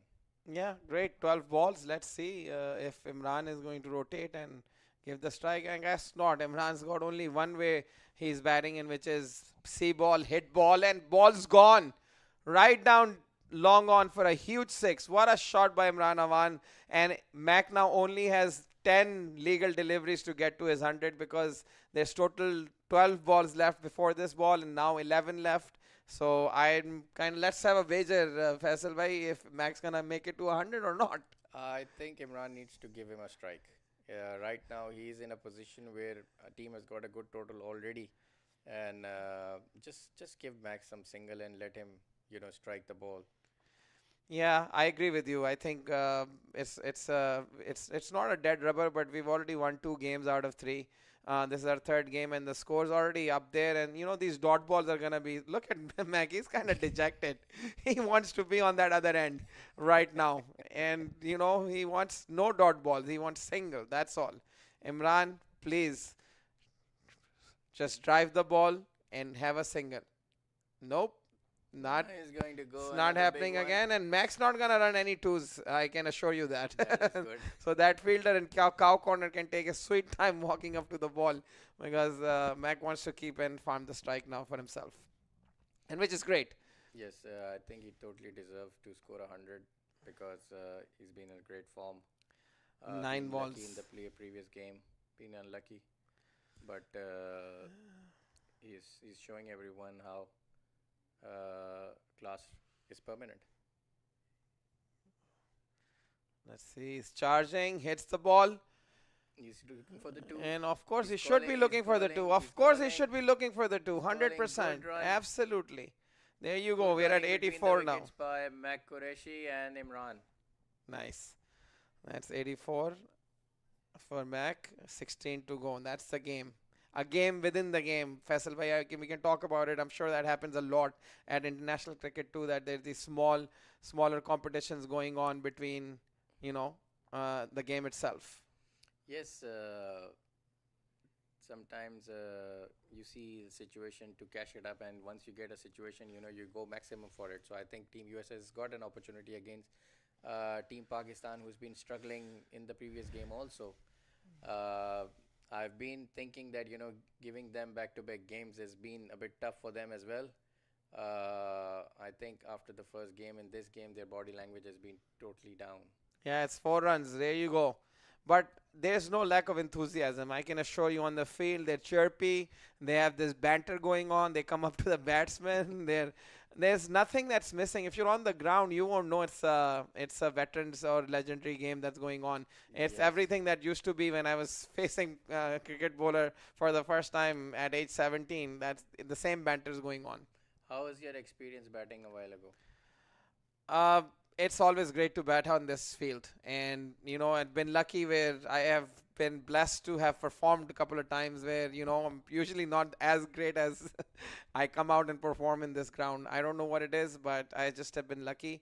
And it just works out. It was great. The wicket is a little bit low, so I'm, typical slogger batsman who's pulling everything to the mid-wicket region. So it's kind of difficult to kind of settle yourself and play straight. But if you do that, there's a lot of run there. And there could be a 4 helping Mag. And that's 4. I think that's a 4 right there because his leg was outside. 100%. That is a 4. His 1 foot was outside while he get the ball. So it's 100% a 4 from where we can see. And there you go. Mag got a 4 runs for him. There is moving confirmation. Towards 89. There you go. That's great. 6 balls and 11 to go. You can see in the replay that his right foot was behind the line when he was picking and throwing the ball. Good decision by the umpire. And there you go. He hits and is there another run? And that's another double. Nicely run. And Mac is keeping all the strike in this over for sure. It's 91. 9 to go. And I'll take this opportunity to thank our production team of Roddy Lalman, who's been here for the last 3 days. Thank you, Roddy. A big salute to you and your team. And it's been great. I don't know if you got a fireworks. Oh, and it's a spill right and log off. And then there's 2 runs again. And that's 93 for Mac. When you're brave, you're lucky too. So, luck favors the brave. That's what they say. Absolutely true, This is what happens everywhere, especially in sports. Fortune favors the brave. There you go. Fortune favors the brave is the word I was looking for. Thank you, Faisal bhai. That is correct. And and that's a miss. And Mac is going to reminisce that one because it was right there setting up for him to hit for a boundary. He's at 93 and I think only 1 ball to go. Or 2 balls to go. 2 more balls to go. Look at that. This is an interesting finish to this first innings. 6 runs needed. Good shot, Mac. Good shot. He's going for a 2. Should go for a 2. He should go for a 2, 100%. And there is a 2. And yes. There you go. He's got the last ball. He's got 95 and got last ball. There's chance of a 6 runs. You reckon he's going to go for a big one? Oh, yes. He's been going for big ones. The question is he going to connect? If he does connect, then that's the part. He's got a really great willow out there with him. If it gets the center of the bat, that is going out of this ground. You can guarantee it. Last ball coming up. 5 runs required for Mac to score his 100. There you go. And he went for it, and unfortunately, he's not going to be able to get it. But 95 not out. Possibly the highest score in the Legends round robin so far. I don't know if we can get confirmation from Roddy. But if there is a fireworks animation somewhere here, that's what we want on the screen, Roddy, if that's available. This is a great offering by Team USA. 213 for loss of 1 wicket. And you can see yourself, Shiraz, 29 runs in 25 balls. Yes, it turns out I'm the slowest of the three people that have batted, but nonetheless, it's been a pleasure. Yeah, the bowling score, a bowling card here for Team Pakistan. Amir Khan, 4 overs, 42, been very expensive, 10.5. Asim Hassan, 4, 49, 12.3, expensive. Awais Mahmood, 1 over, 10 runs. Kartik Bala, 2 over, 19 runs. Ali Bukhari, 3 over, 37 runs, expensive, 12.3. Mohammad Shahid, 4 overs, 32, 1 wicket. He is the lucky guy who got you out, actually. Zaki Kabir, 2 over, 22 runs, 11.0. Yes, and as you can see, pick up the bowlers, Mahmood Shahid, and somebody was telling me that he is also such passionate cricketer out of the Bay Area. He's got kids who are 30 plus, and he's got 3 sons, and what I've been told by people on the ground, he has them bowl to him all the time after dinner. So talk about passion. Let's come back after the innings break, and we'll see our viewers after 10 minutes. 10 minutes. Thank you.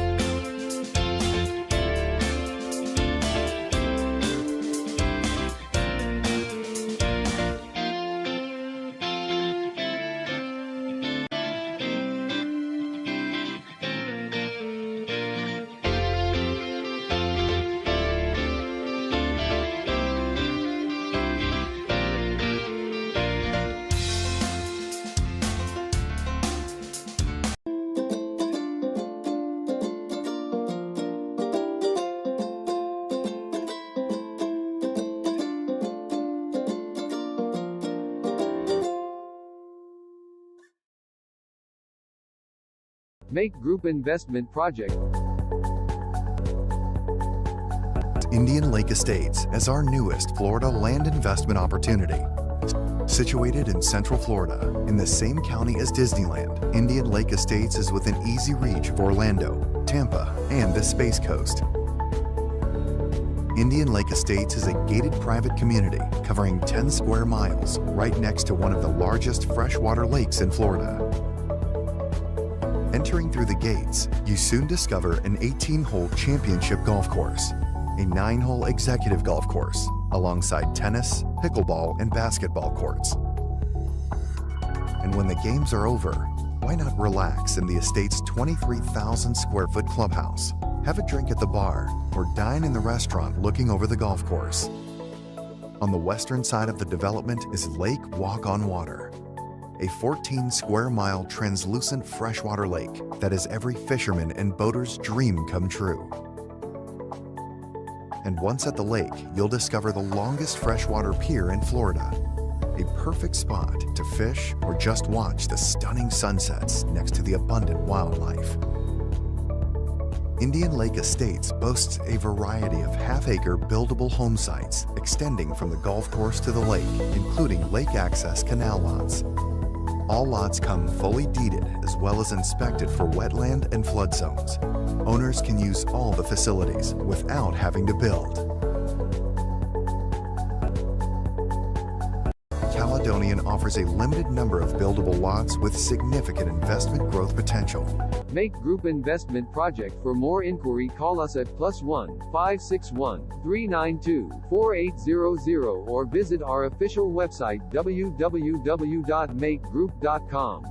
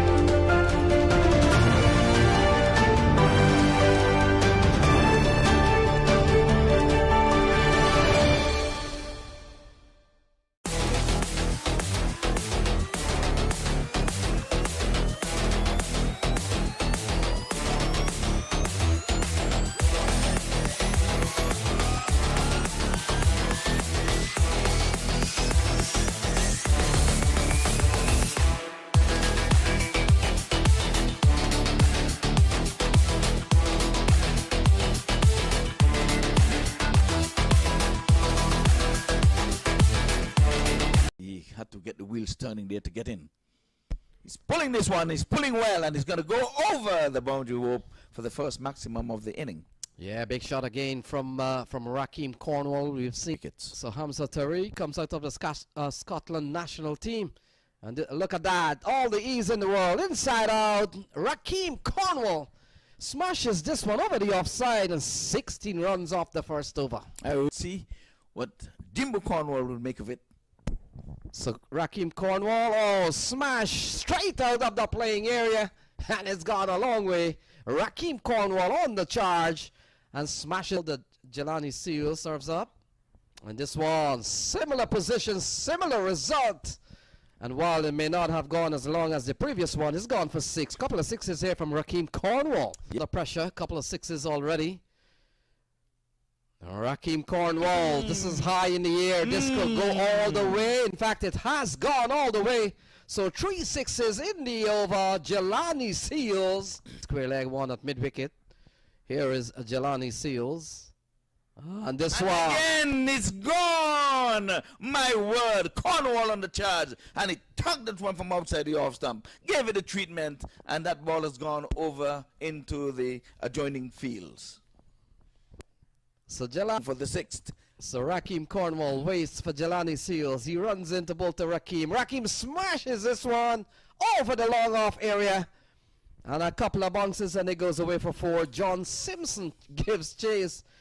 And while it wasn't a 6, that's a good looking shot from Raheem Cornwall. This over Jelani Seals would have bowled. He runs in again to both to Raheem Cornwall. And Cornwall down the ground he goes, and it's gone all the way. So Raheem Cornwall gets a 50 in just 12 balls. My word, the quickest 50 in this tournament. Here comes the way. Jelani Seals runs into both to Raheem Cornwall, who's on an even 50. And he goes again. Yes, he goes as easy as they come. And that's the biggest one yet. He goes into the stands. Cornwall on the charge. May have been inspired. So Cornwall goes straight down the ground to long off. And look at that. It's gone a long way. 6 more runs to Raheem Cornwall. Folks, these are not highlights, folks. These are not highlights. This is just 12 balls. Oh, straight up to long off. Has he given the man a chance? During the broadcast. Here is Johnson flicked away. Beautiful shot there by Qureshi for 4. First delivery, it was as if he was batting there all night. All or none is what Zishan Qureshi is all about. And as you can see on the replay, he lets the ball come on to him and just at the last moment opens the face of his bat and let the ball run away to the fence. And that's down to the boundary for 4. Qureshi goes with this one. Massive hit. Couldn't go all the way. 6 runs. Sean Qureshi, a 6 and a 4. 2 deliveries. I think we're going to go home early tonight. Look at that shot, guys. This is a terrific stroke by Zishan Qureshi. So here's Johnson. Johnson's a good bowler. Comes in now. Qureshi pulls this away for 4. Short delivery. It stood up and into the boundary for 4. He's on 14 or 4. And I think Danny Khan, who loves to carry on a panchite, he probably needs to get down there and start preparing the toss for the. In the warm-ups, he was not hitting the ball. the guy like he was playing a joke. This is pulled away, and that's 4 runs. This guy called Qureshi. That's 4. He's not gonna muck around. Look at the replay again, waiting for that ball to come on to him. It was a bad delivery though. Bad delivery, no doubt, but freeing his arms, getting his left leg out. I'll tell you this, look at it. Sammy's back punches off the back foot, and he actually gets a single. So he is so fast dealing in boundaries. He now gets 1. He goes to 19. Studies. This time it's gone! It's gone into the swap shop. And while you're there, you can probably bring me back something to eat. That's a massive 6. Look at the replay here. Again, this is all pure power as he pulls that ball. But I wonder if he's a vegan as well. That's 6. I think Qureshi is telling Trevon Griffith that you don't. No corner and a wide mid-off. This time he hits it down the ground. Qureshi hits another 6. What's going on here? And if you look at the 71 replay, for 5 of 7. look at the replay, Vinod. You can see he made room for that stroke. Again, waited for it and hit it over long off for 6 runs. That was a wonderfully struck stroke. I wonder if he paid to come in. Here is Dean Johnson. He's into Qureshi. This is down the ground. Will let's go? No.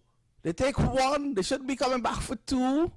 So that's 1 more. He goes to 32 of 11.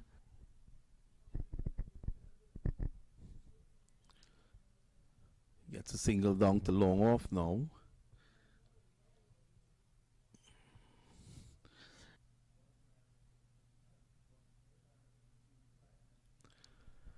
Qureshi seems to be playing for the not out now.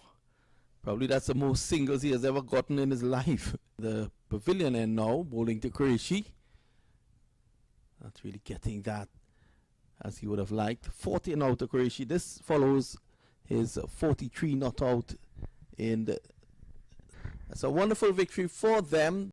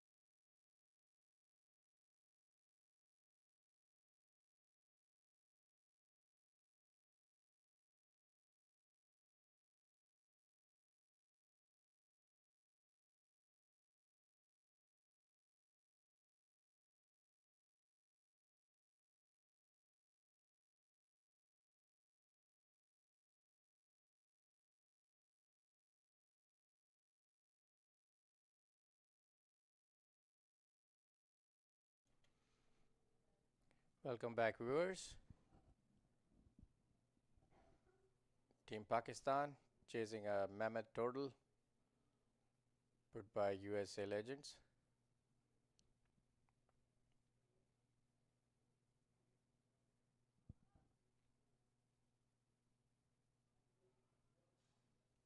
First run, boundary, towards extra cover by Awais Mahmood. Bowler is Nadeem Yusuf. It's a good ball actually, but played really well towards the covers for 4 runs.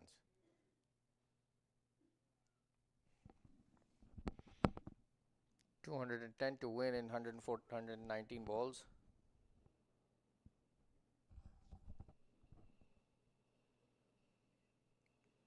White ball.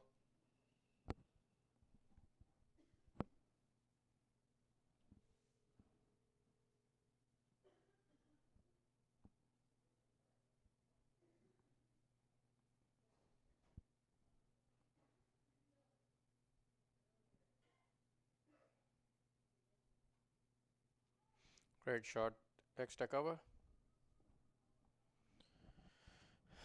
4 runs. Another great shot by Awais Mahmood. 2 back-to-back boundaries. A pretty juicy half volley from Nadeem Yusuf.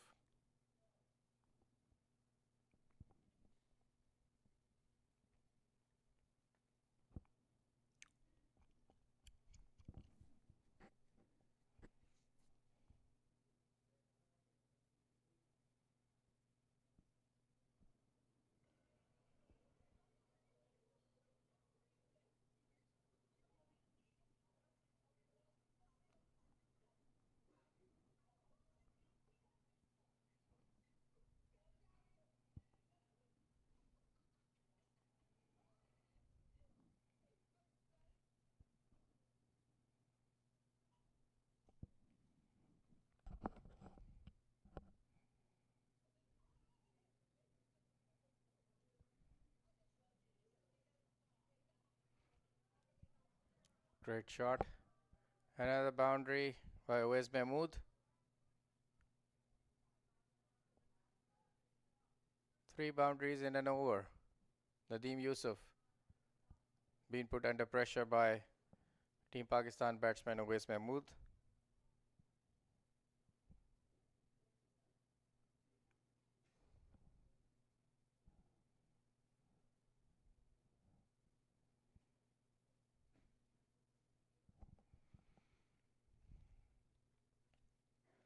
Single on the leg side.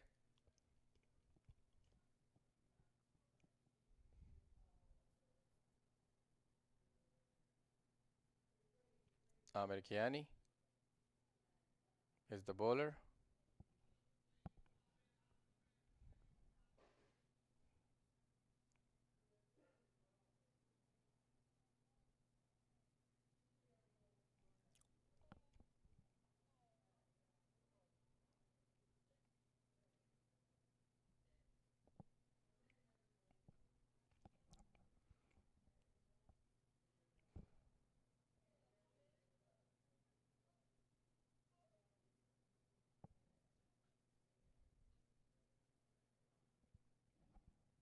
Another good shots to the cover for single.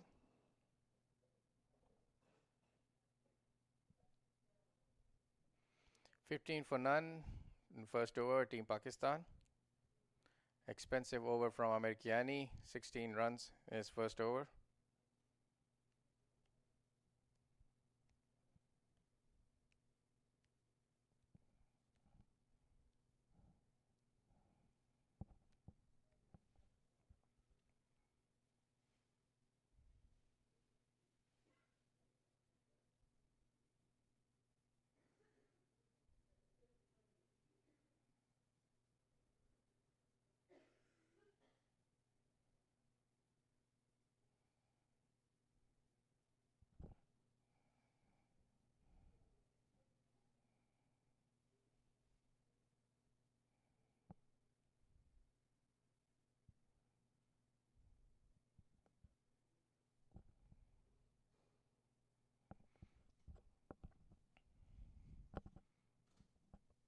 New bowler,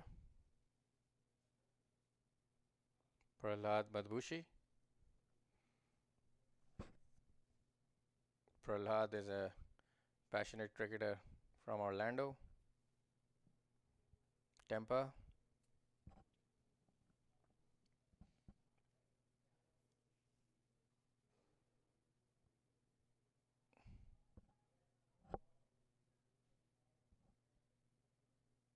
looking for a 2.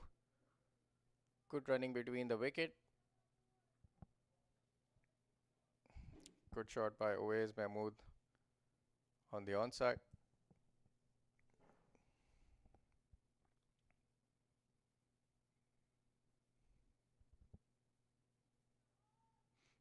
Good shot by Uwais Mahmood through extra cover. Another boundary for him.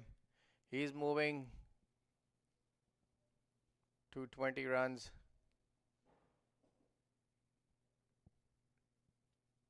There's a great shot between two fielders. Covers an extra cover. Short ball, bit wide of the stump, and the batsman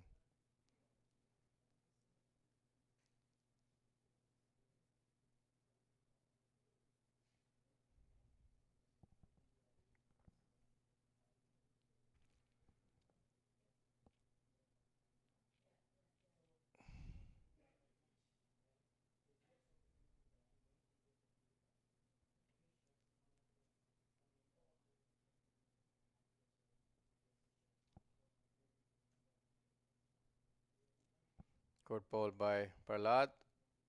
Single towards cover by Uwais. Good strategy after hitting the boundary, taking a single and going on the other end.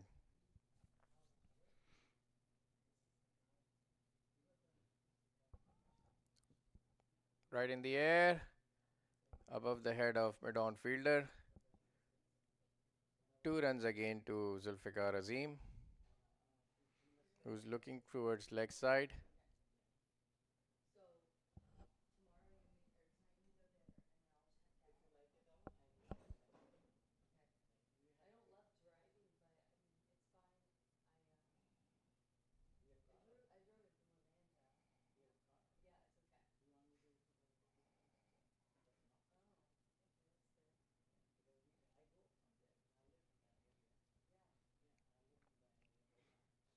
Good ball by Prahlad.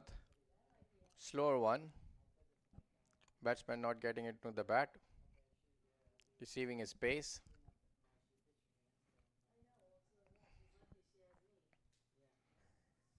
Another shot towards mid-on for 4 runs by Zulfikar Azim. It's a good shot. Making room to hit it straight. Good shot. Team Pakistan 29 for Nant after 2 overs.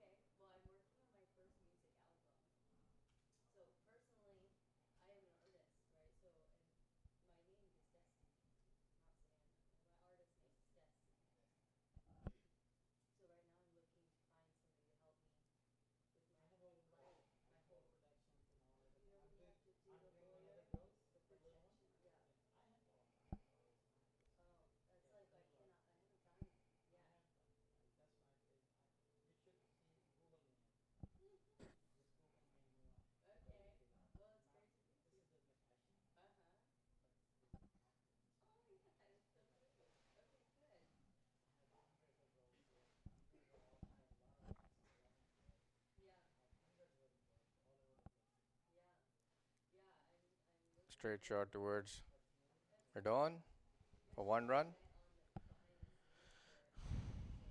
Amir Kiani is the bowler. Bowling his second over. Uwais Mahmood moving to 22 in 10. This partnership looks to be good for Team Pakistan. Played and miss. Good hands behind the stump by the keeper.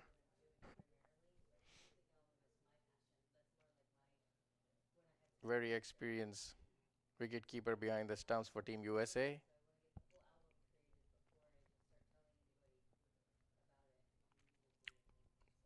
Straight toward mid-off for single. Amir Kiani keeping it tight. giving no room to the batter.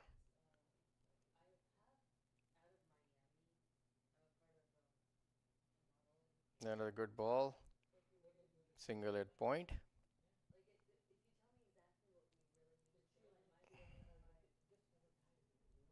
Team Pakistan is having a great start, looking very aggressive in this game.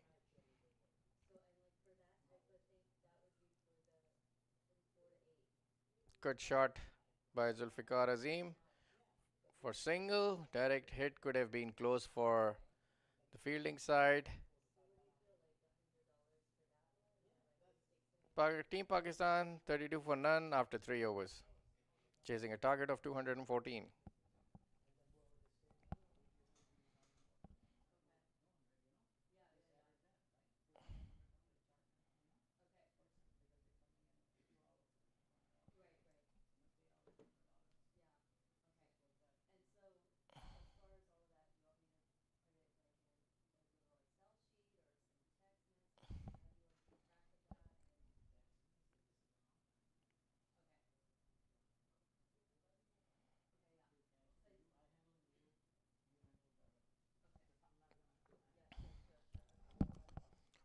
Farhad coming back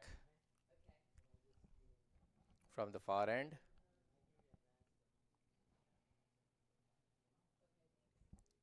Team USA needs a wicket here. The partnership is getting strong between Uwais Mahmood and Zulfikar Azim.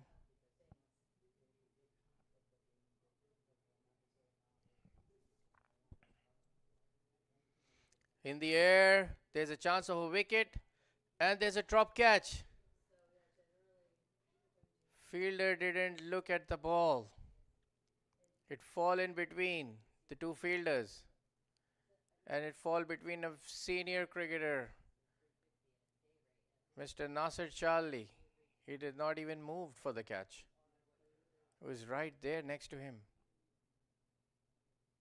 Seems like he didn't pick up the ball. Or probably he didn't want it to catch.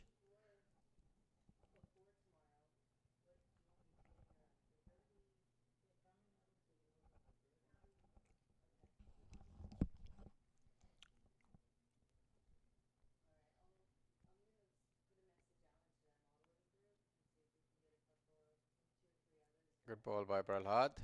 And a dot ball. Uwais was trying to play from the back foot. Misses the ball.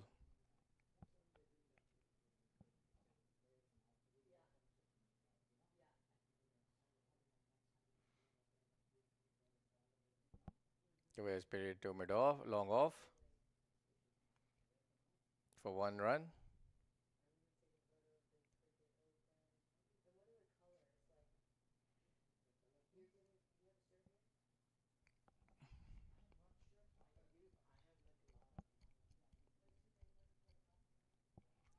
Head in the air. Oh, did not carry it to the fielder there at long off. Shiraz was standing there. He's been standing very wide of long off. Interesting field on the offside. Another dot ball from Farhad. He's keeping it slow. Interesting field on the offside I was mentioning. There's a deep extra cover and a deep long off. On the pads. Looks like a leg by.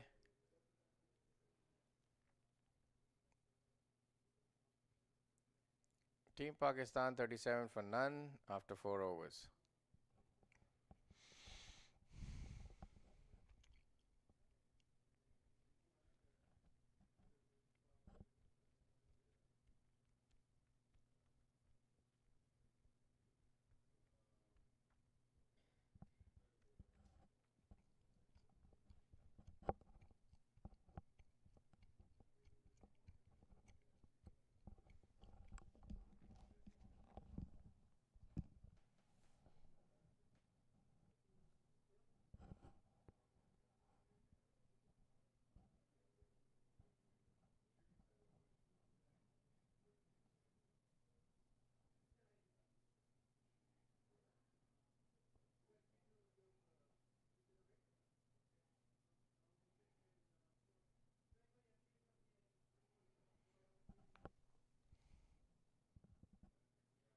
On the leg side, leg by.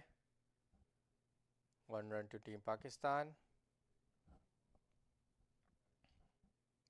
Amir Kiani in his third over.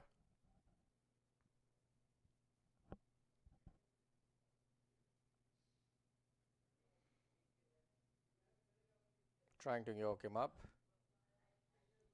Head towards long off for 1 run.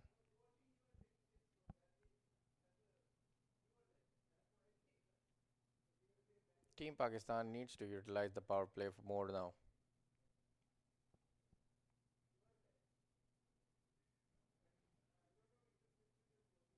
They need 175 more runs in 94 balls.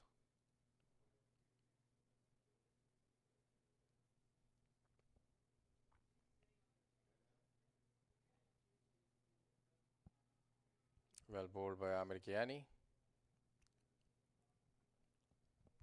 Dot ball. Seen a bit of swing on this ball. Moving away from the right-handed batter.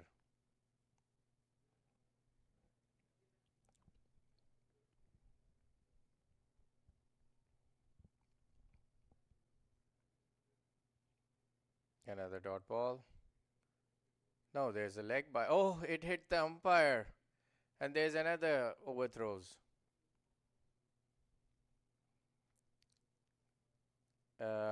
There's a leg by there as well. And it hit the umpire on his legs as well.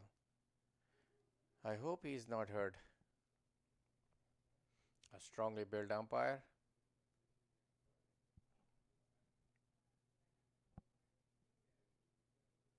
And there he got a wicket. Amir Kiani. Zulfikar Azim trying to hit on the leg side. Ball was coming into the stumps. He misses the line. Got his middle and leg stump.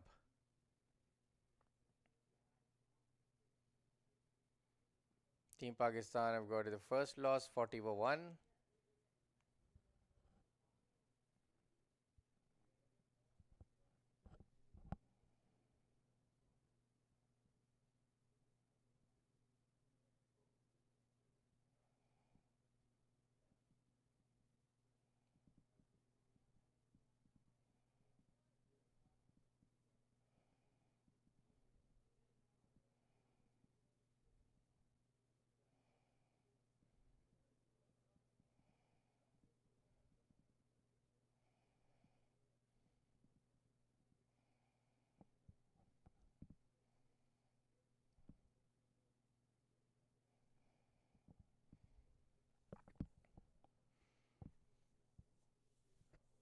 New batsman in.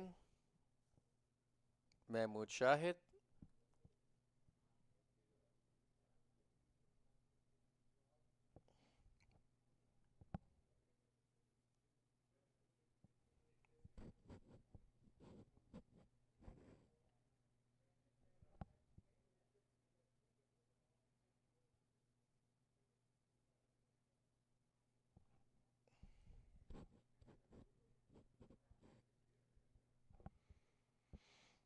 Facing Amir Kiani.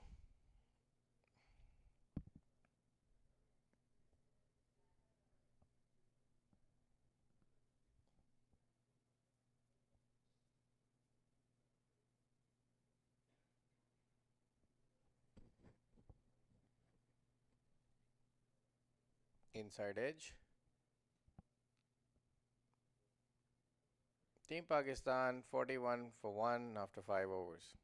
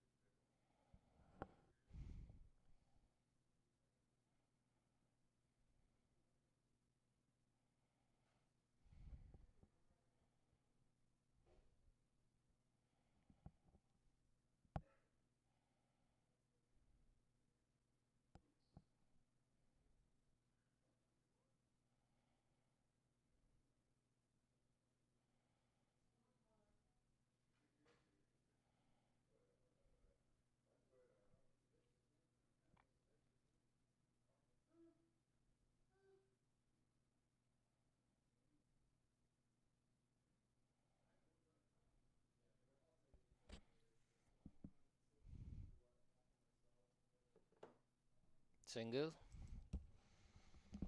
On the offside. Where's Mahmood? Going to face the ball. Prahlad in his third over.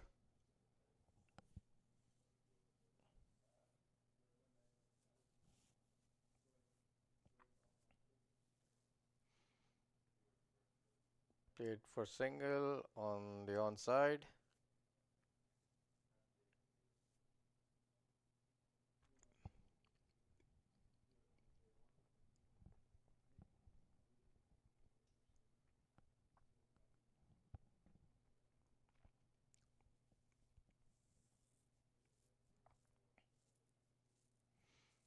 Short ball played straight to mid-on for 1 run by Mahmood Shahid.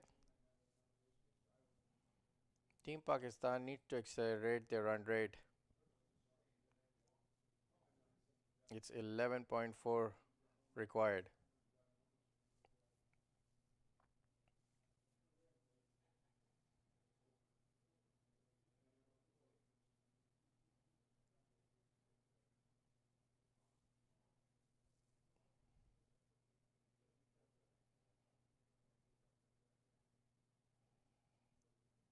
Wide ball. Prahlad saw the batsman moving on the stumps. Tried to bowl a bit wider.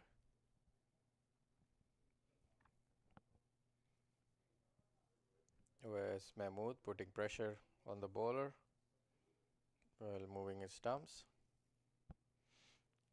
Change of fielding. Mid-off is in the ring. Deep mid-wicket and long on is at the back. And the air.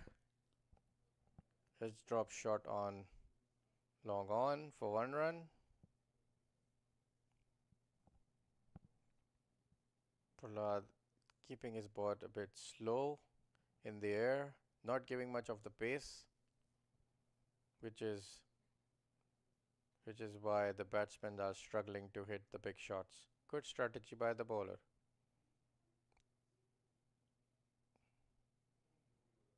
Straight to long on for single.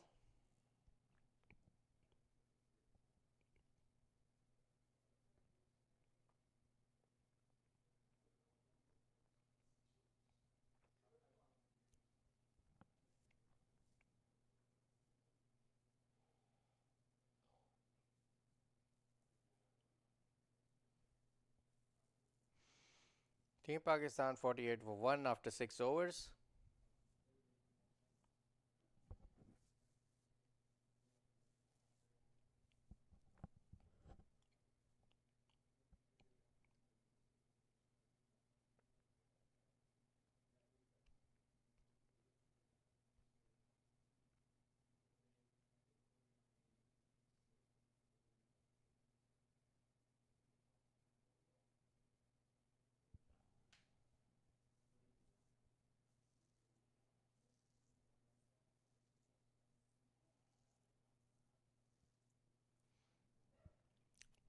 Batter played on the leg side for 2 runs. Good running between the wickets, between the both batters.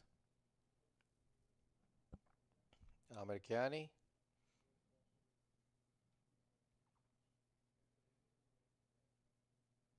Kept the ball on the leg side.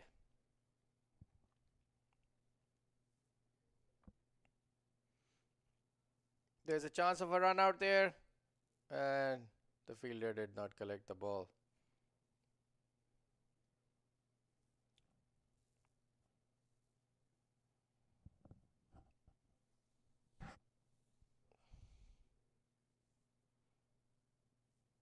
Mahmood Shahid.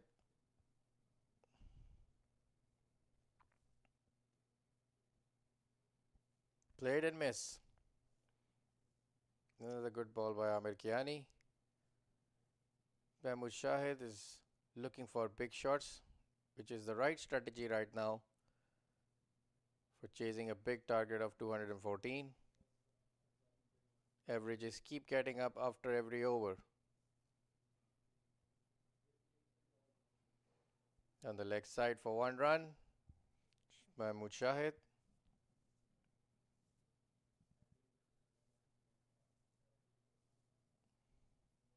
Americani keeping it tight for the batter, not giving them any room.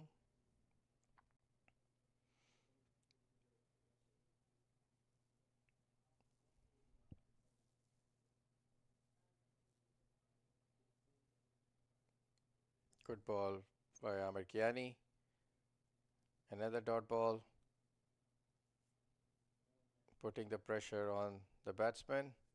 Awais, who's playing really well, 25-21.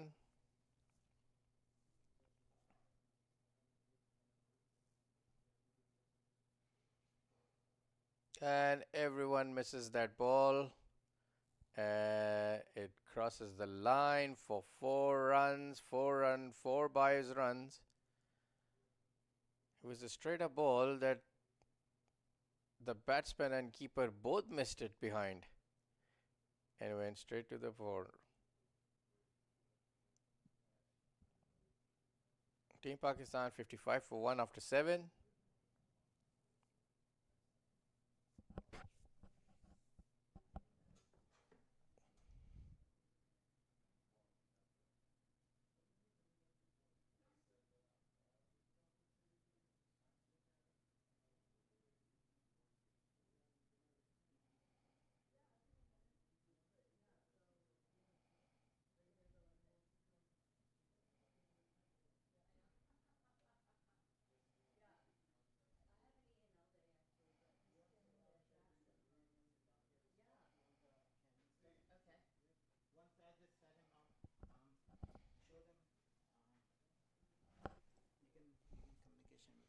What is your main social?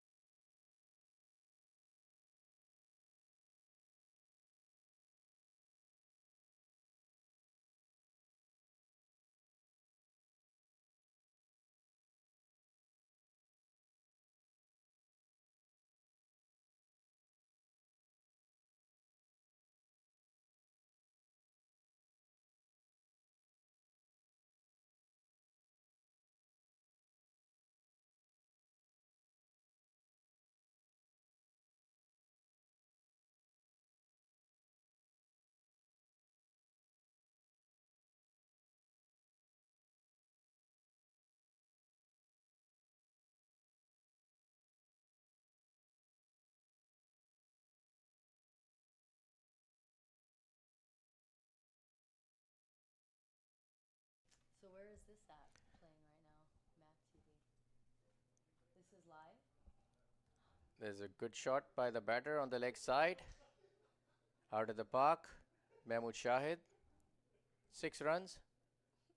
And this is what Team Pakistan have to do now to chase a mammoth total. Incredible.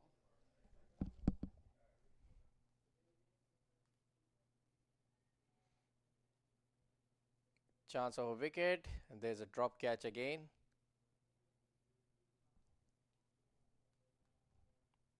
Prahlad must not be happy.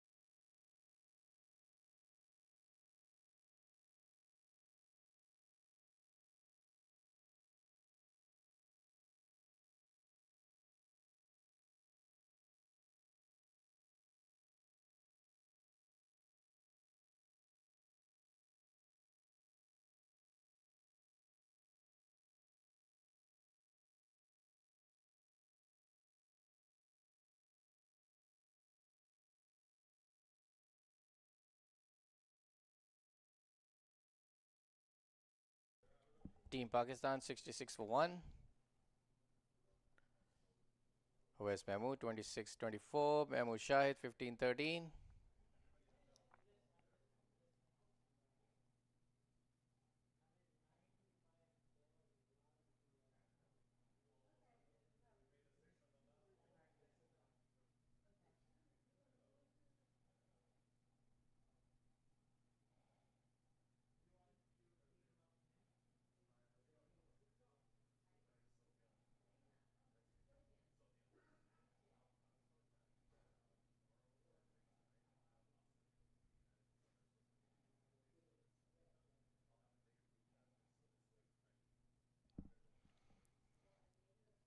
Change of bowling, Naveed Ahmed.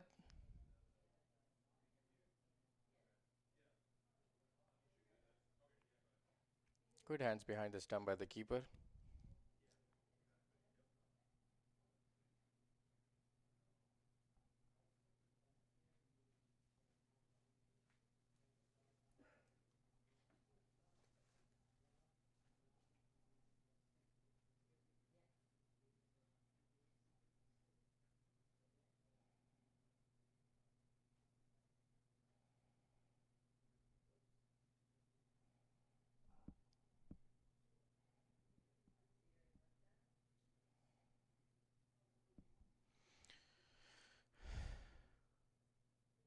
Straight to long on for 1 run by Mahmood Shahid.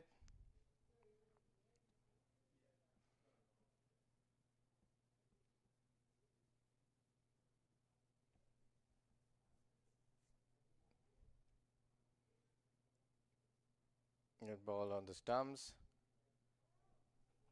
Looks for 2, but they have missed the run. They have missed another run.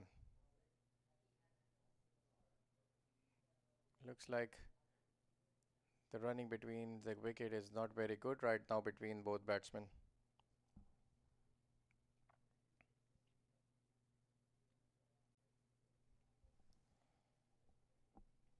Yeah, the straight shot towards long on for 1 run.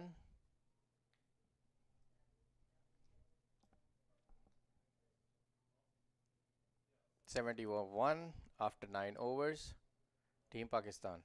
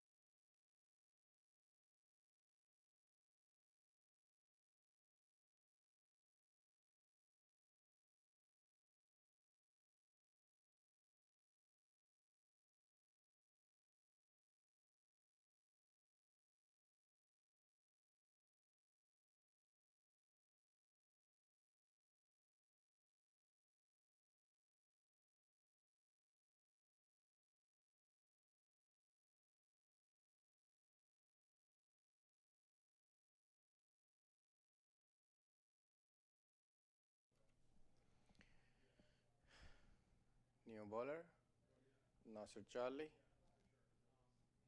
His first over.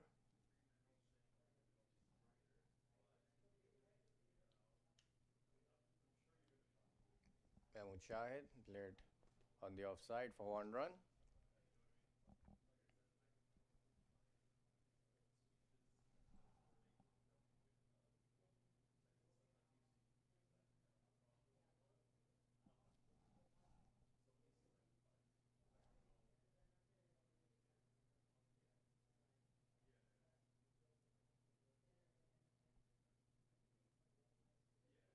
Now is Mahmood hitting on the offside for 1 run.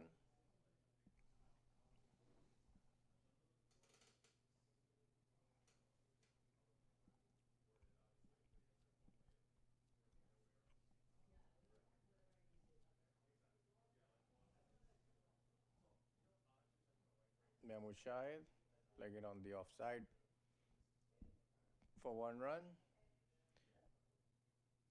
Team Pakistan needs to score big runs now. They cannot achieve the target by scoring ones and twos. In the air, on mid-on for 1 run.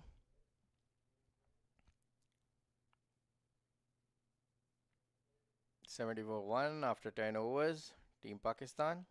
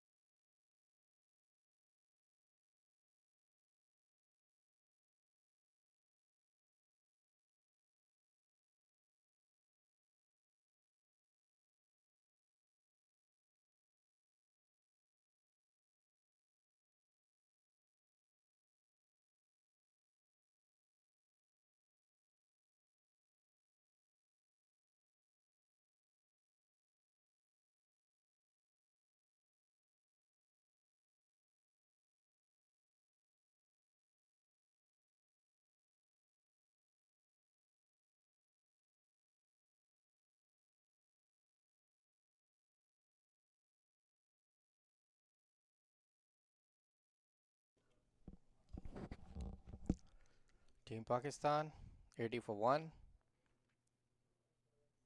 Naveed Ahmed keeping it tight for the batters, not allowing them to free their arms for big shots. Mahmood Shahid gone on the leg side for 1 run. Lots of ones and twos by Team Pakistan, but not much boundaries coming. They need lots of boundaries now. Run rate is climbing up on 14.8, but the current run rate is going 7.4. Team Pakistan needs to accelerate now if they want to win this game from here. Mahmood Shahid batting on 23-21, Zulfikar Azim 21-28. Both the batsmen are well settled now. 12th over in progress. Nasir Charlie coming to bowl his second over.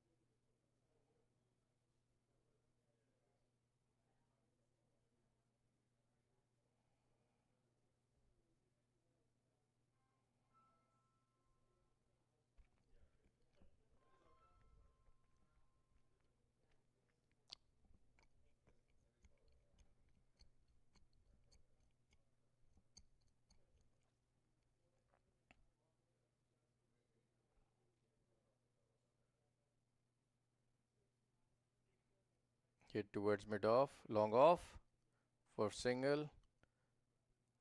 Shiraz standing at long off. They need to get big runs now.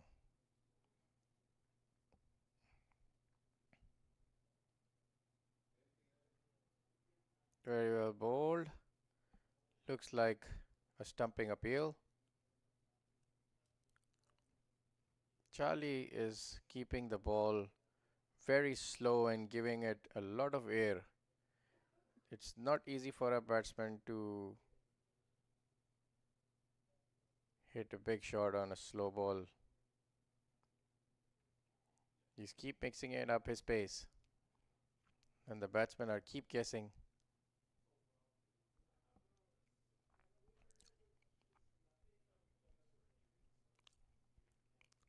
Batter hits towards straight.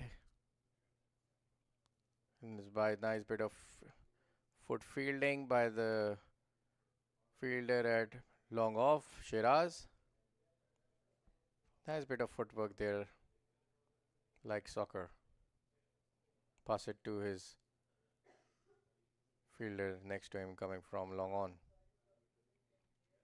Another well bowled. Another good ball by Nasir Charlie. The leggy. Zulfikar Azim trying to hit big one.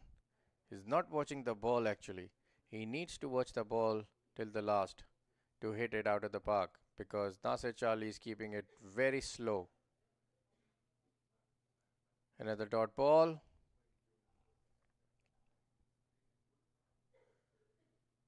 Pressure is keep climbing.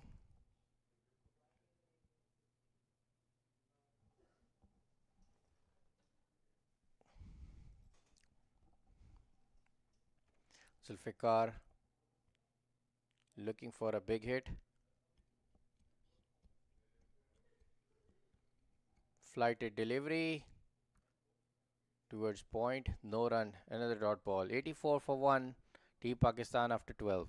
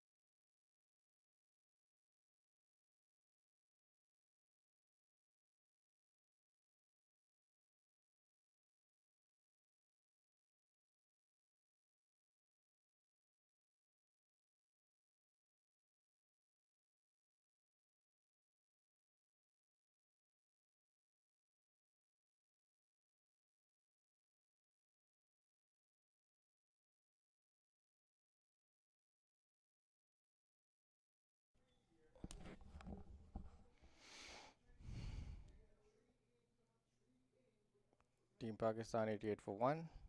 Naveed Ahmed. And the ball on the leg side. Still not middling the ball.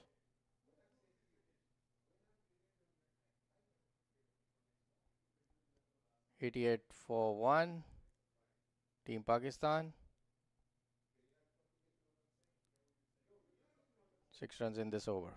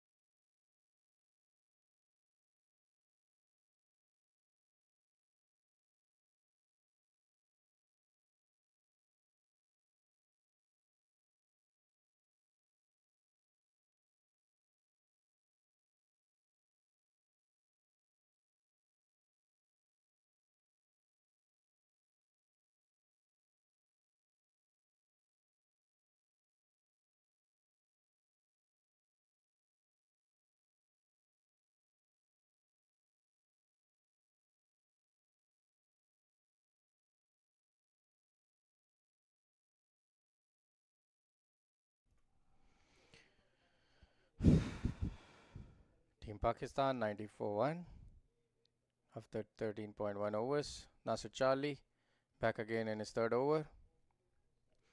He's bowling a very slow, keeping it slow and low, not giving easy to the batters to hit big.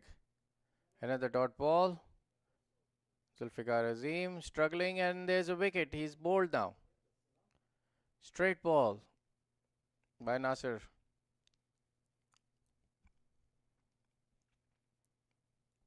Very straight, and he's stumped actually. Good hands by the keeper at the back. Team Pakistan 90 for 2.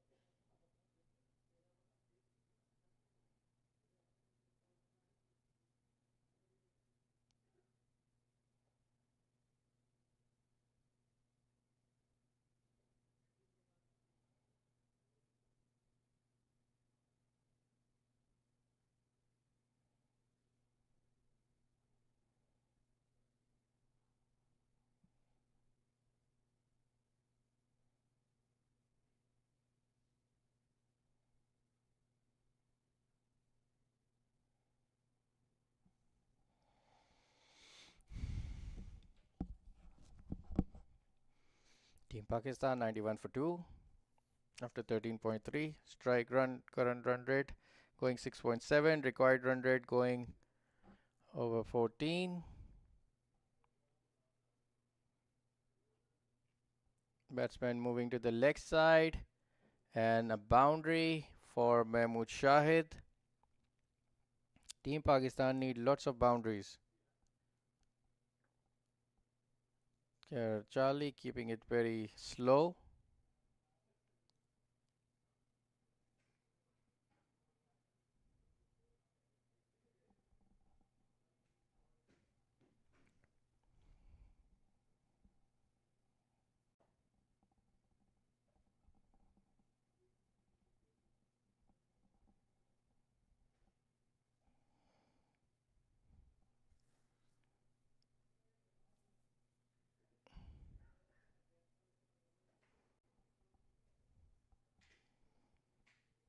Another dot ball. And the pressure is mounting on Team Pakistan. Lots of dot balls going around.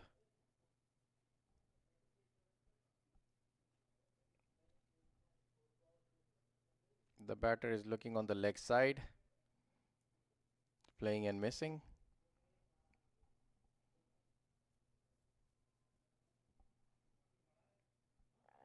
Oh, Nasir Charlie was looking forward to do mankind. Very interesting.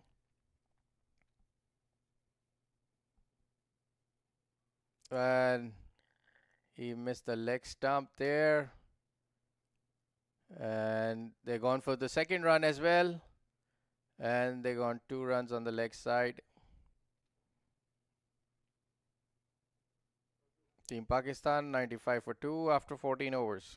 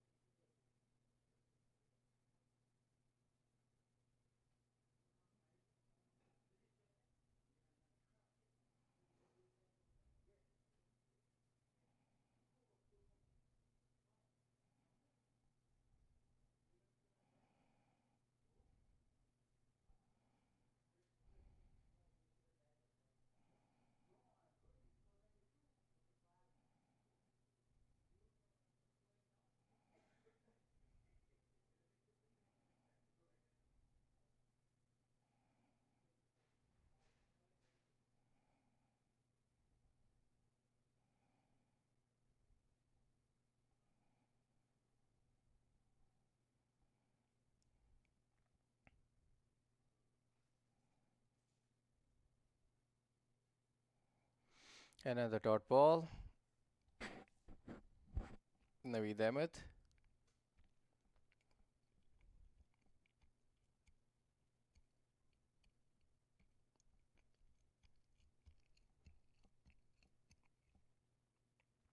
Middle leg. Batter played on the leg side for 1 run.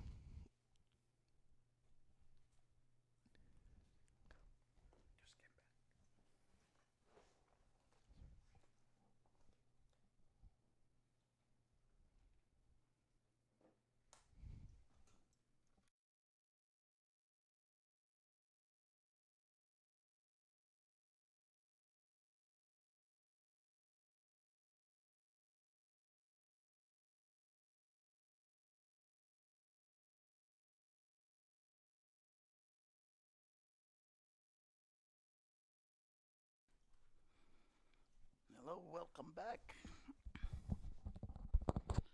I took a small vacation. I'm back to finish commentary on this game. Team Pakistan's batting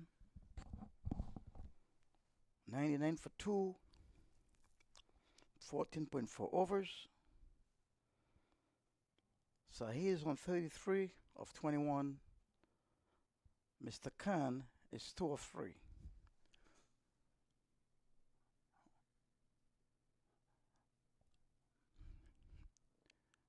I see they hustling quite a bit. The ball was edged, third man. I think I'm waiting for the umpire signal. 2 runs were scored. The score is now 101 for 2. Mr. Ahmed, 3.5 overs, no wicket for 17-1. And this ball is clubbed for the extra covers. Straight into the boundary. Magnificent shot from Mr. Saeed. Drives the score to 105 for 2. And that's the end of a good over from Javed. 1 wicket, 16 runs, 3 overs. Team Pakistan is trying to make a game out of this. They're chasing a hell of a score, but they're giving it their own. The score is 105 for 2. 5 overs left. We might see a big fight coming from the bats of Team Pakistan. It's a quiet evening. It's not breezy. The lights are fairly decent for night cricket. The bowler ball, batsman swings and miss, ball pitch outside the off stump, through to the wicket keeper. Again, another good performance from Javed. He's been bowling excellent throughout the whole series. Here comes Javed. Bowls outside the off stump. Batsman slap it through the point position. Single is taken. And it adds one more to the score. 106 for 2. Javed, 17 runs, 1 wicket, 3.2 overs. Well, I guess the aggression is going to start because Mr. Saeed, who was at 39 and 33, has to raise the tempo a bit to make this thing some kind of a fight, chasing a big total of 203. He bowls, side hits through the line, over the bowler's head, and he run for 4 runs. Went for 4. Umpire signals 4. I think Javed is trying to score a half century today to show the U.S. team that there is some batting left in Pakistan team. Earlier today, in the last inning, I understood that Mr. MAQ scored 96 runs in his. They played a beautiful inning for Team USA and put them in a very comfortable spot, which will result in easy victory.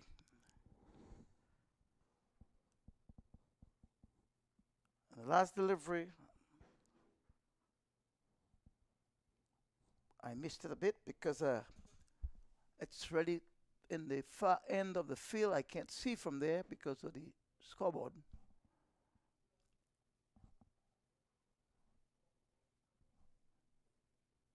Seems to me that this umpire is signaling 4. 4 more runs for Mr.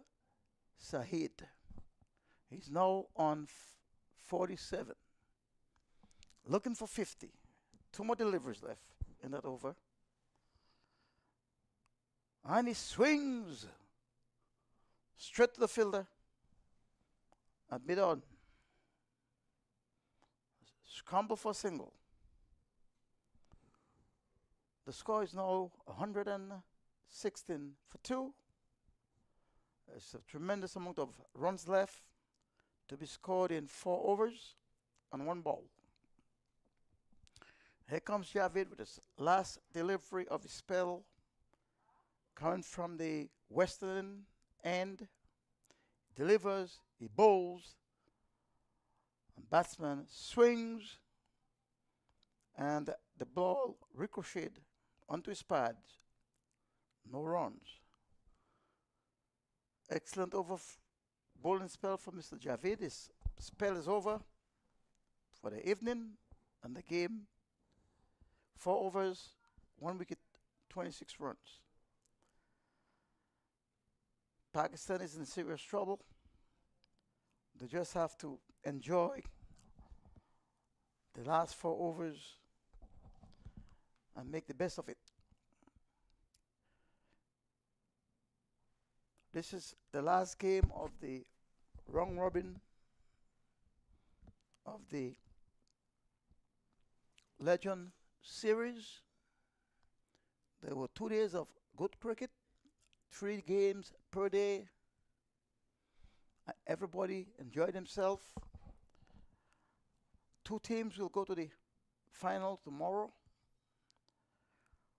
We see the USA team undefeated in the round robin series, and they'll be facing Team India for the finals tomorrow morning. It should be a good contest. For those of you who are here, should be here to witness a good contest between these two teams. For those of you at home, you can focus on the television on YouTube and watch the finals tomorrow morning. Over number 16.1. Mr. Anwar Bowl delivers. Batsman plays the ball, misses. Dot ball.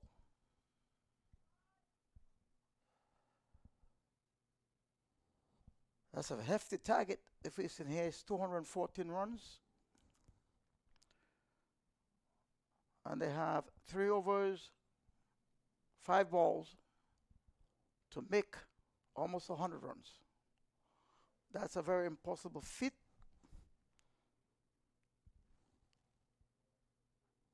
But the batsman is trying anyway.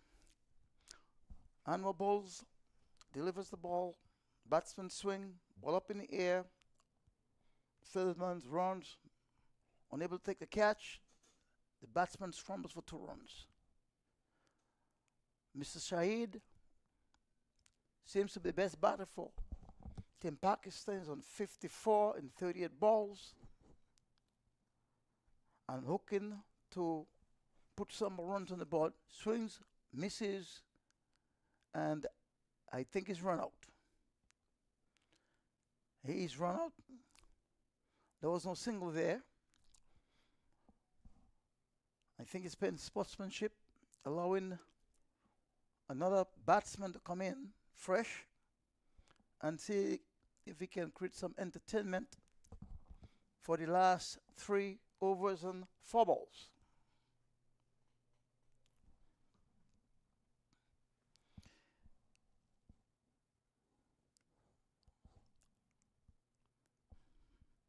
It's a beautiful evening. Temperature is pretty comfortable. The batsman can be more aggressive because there's no heat factor involved, and can take a chance and take some hefty swings and make the score a little bit more decent.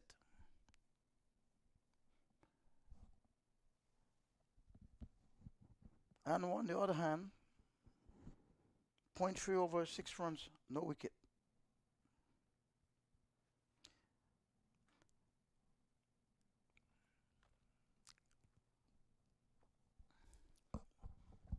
We are in lovely Broward Stadium. Good night for cricket.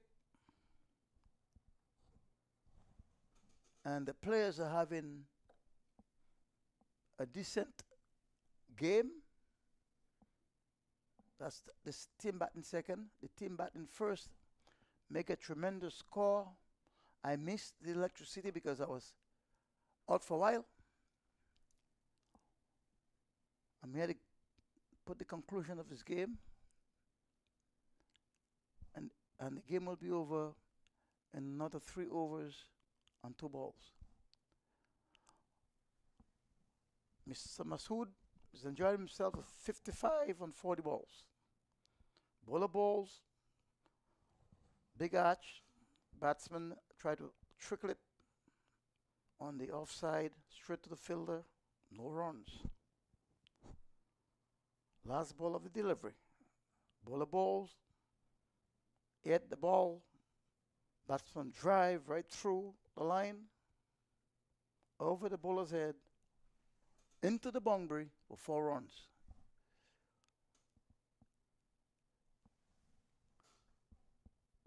Bring the score to 126 for 3. I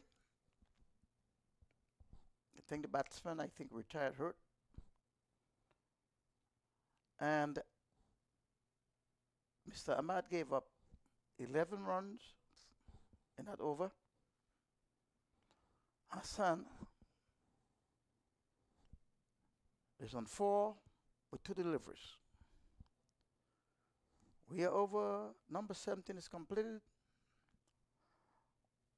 The fieldsmen are pretty relaxed because they got this one in the bag already.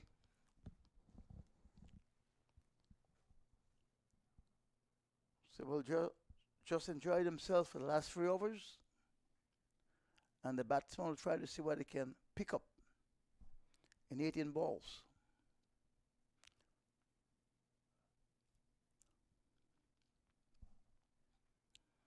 Mr. Mahmoud Zahid is the best batsman on the Team Pakistan side with 55 and 40. He has almost half this Team Pakistan score of 126. I'm pretty sure he's going to try to add another 20 in the last 3 overs to his total. The incoming bowler is Mr. Mohammed to start the 18th over. He bowls, drives in the air, drops in front a fielder on mid-off, no runs.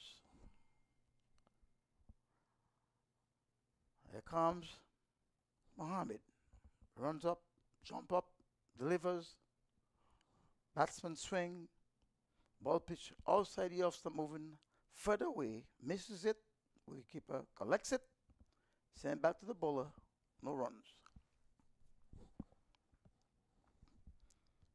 Here comes Mohammed. He bowls outside the off stump, wide, outside the off stump. Batsman swing to the point position, drops over the fieldsman's head, and a single is taken.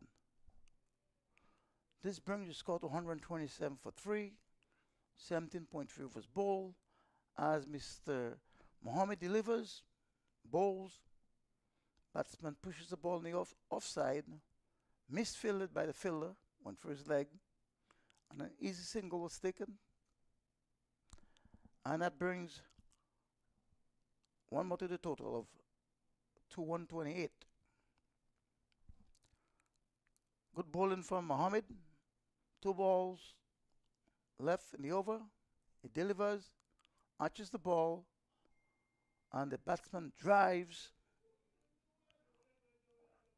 over the head of the mid-off fieldsman, and the batsman walks for 2 runs. In cricket, we don't walk runs, we run runs.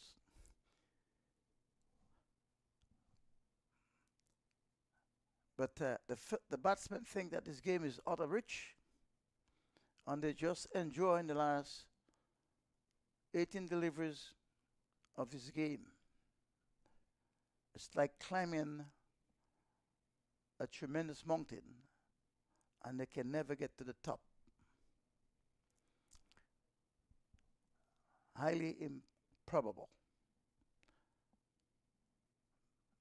Bowler bowls outside the often. Batsman drive for the point position, and the batters scramble for 1 single. That is the end of the 18th over. We have 2 more overs to go, and the target look like it's very impossible. The scores are 131 for 3 wickets in 18 overs. Mohammed had a pretty decent over. He only gave up 5 runs. At that time of the game, that's when batsmen supposed to be swinging the bat because there's a lot of wicket in hand. And there's no urgency there in the batting. So Team Pakistan got to somehow, next game, go back to the drawing board.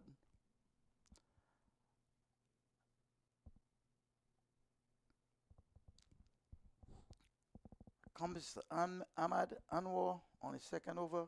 He bowls. The batsman's swing ball went, triggers to the offside, single taken. And Mr. Saeed total has gone up by 1 run. He's on 60 and 46 deliveries.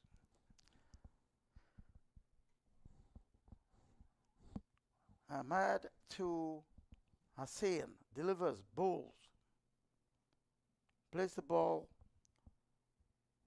on the first slip.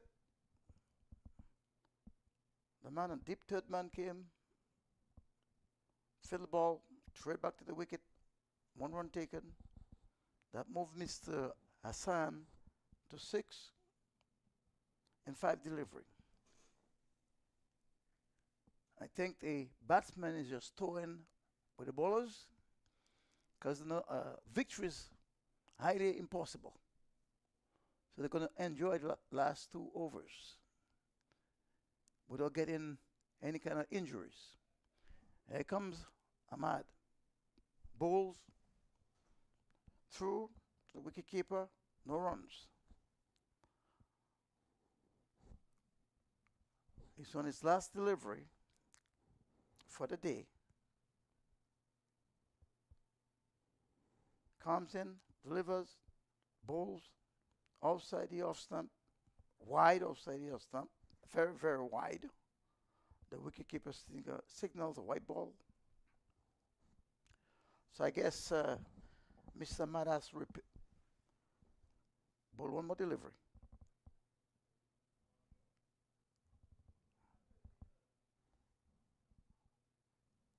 I think there is some stoppage of play. The non-striker is living.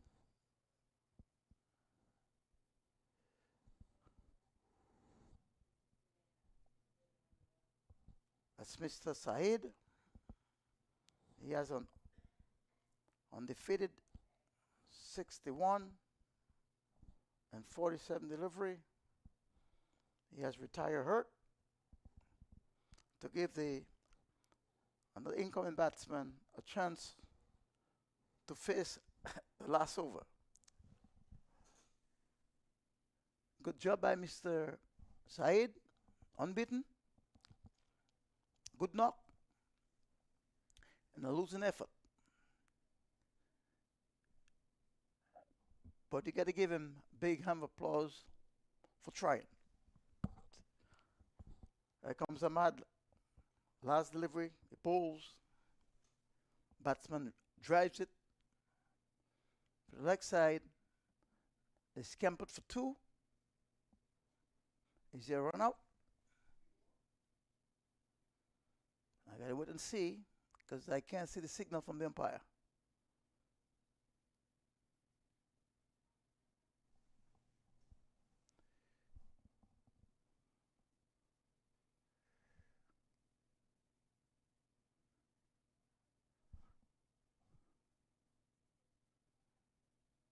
I think it's run out.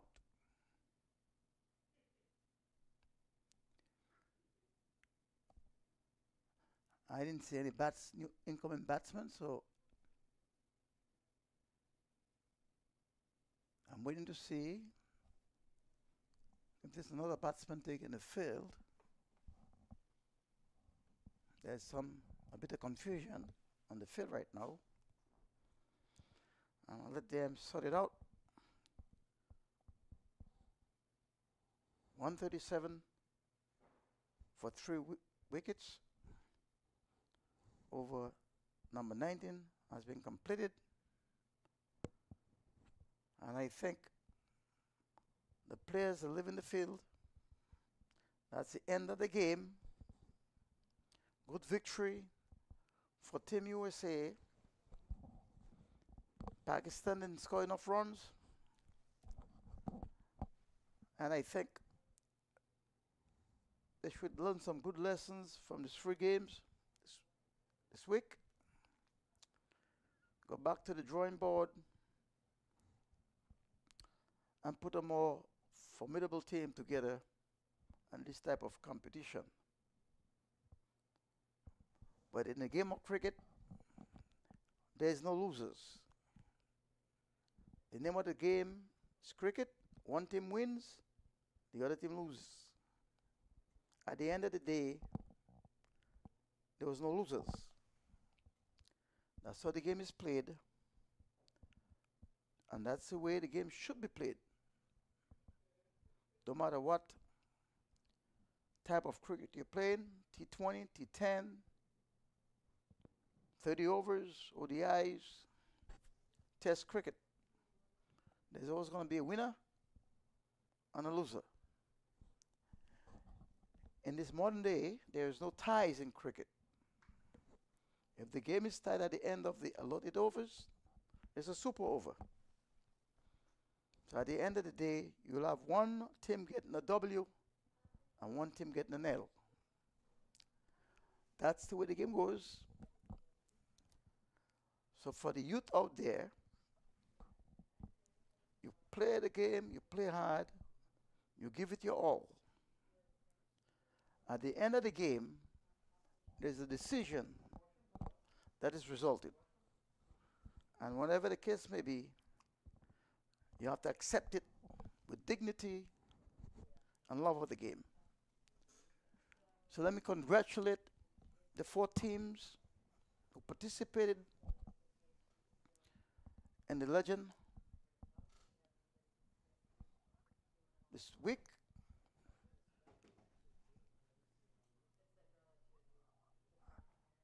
So we'll say tomorrow we'll have the finals. And now I say good night to everyone. Be safe. Thank you.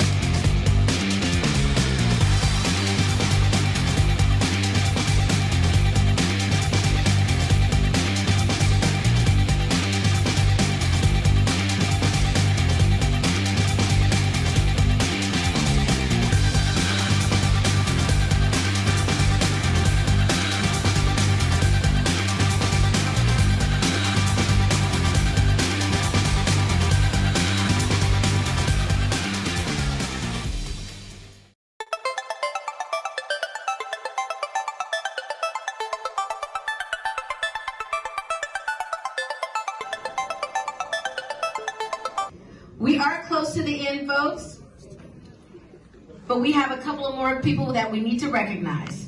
And each year, the Palm Beach County Sports Hall of Fame recognizes a person or organization whose dedication goes above and beyond typical commitment to sports and tourism throughout the county. Ladies and gentlemen, Mohammed Qureshi is this year's Outstanding Sports Contributor. Let's take a look at MAQ's accomplishments. No one has done more for the development of the sport of cricket in the United States than our sports contributor, Mohammed Qureshi.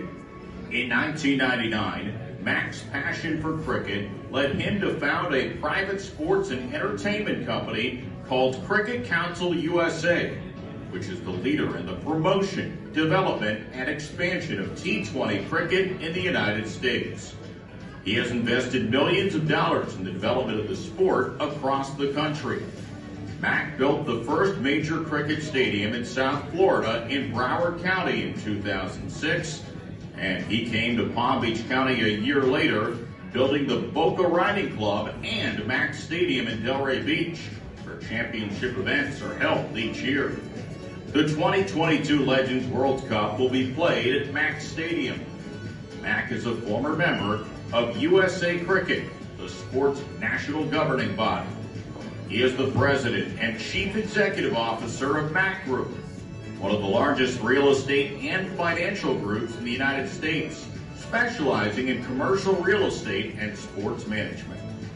At a special ceremony in Boca Raton last October, MAQ was bestowed the Lifetime Achievement Award from the Cricket Hall of Fame. Ladies and gentlemen, let's welcome the Palm Beach County Sports Hall of Fame contributor of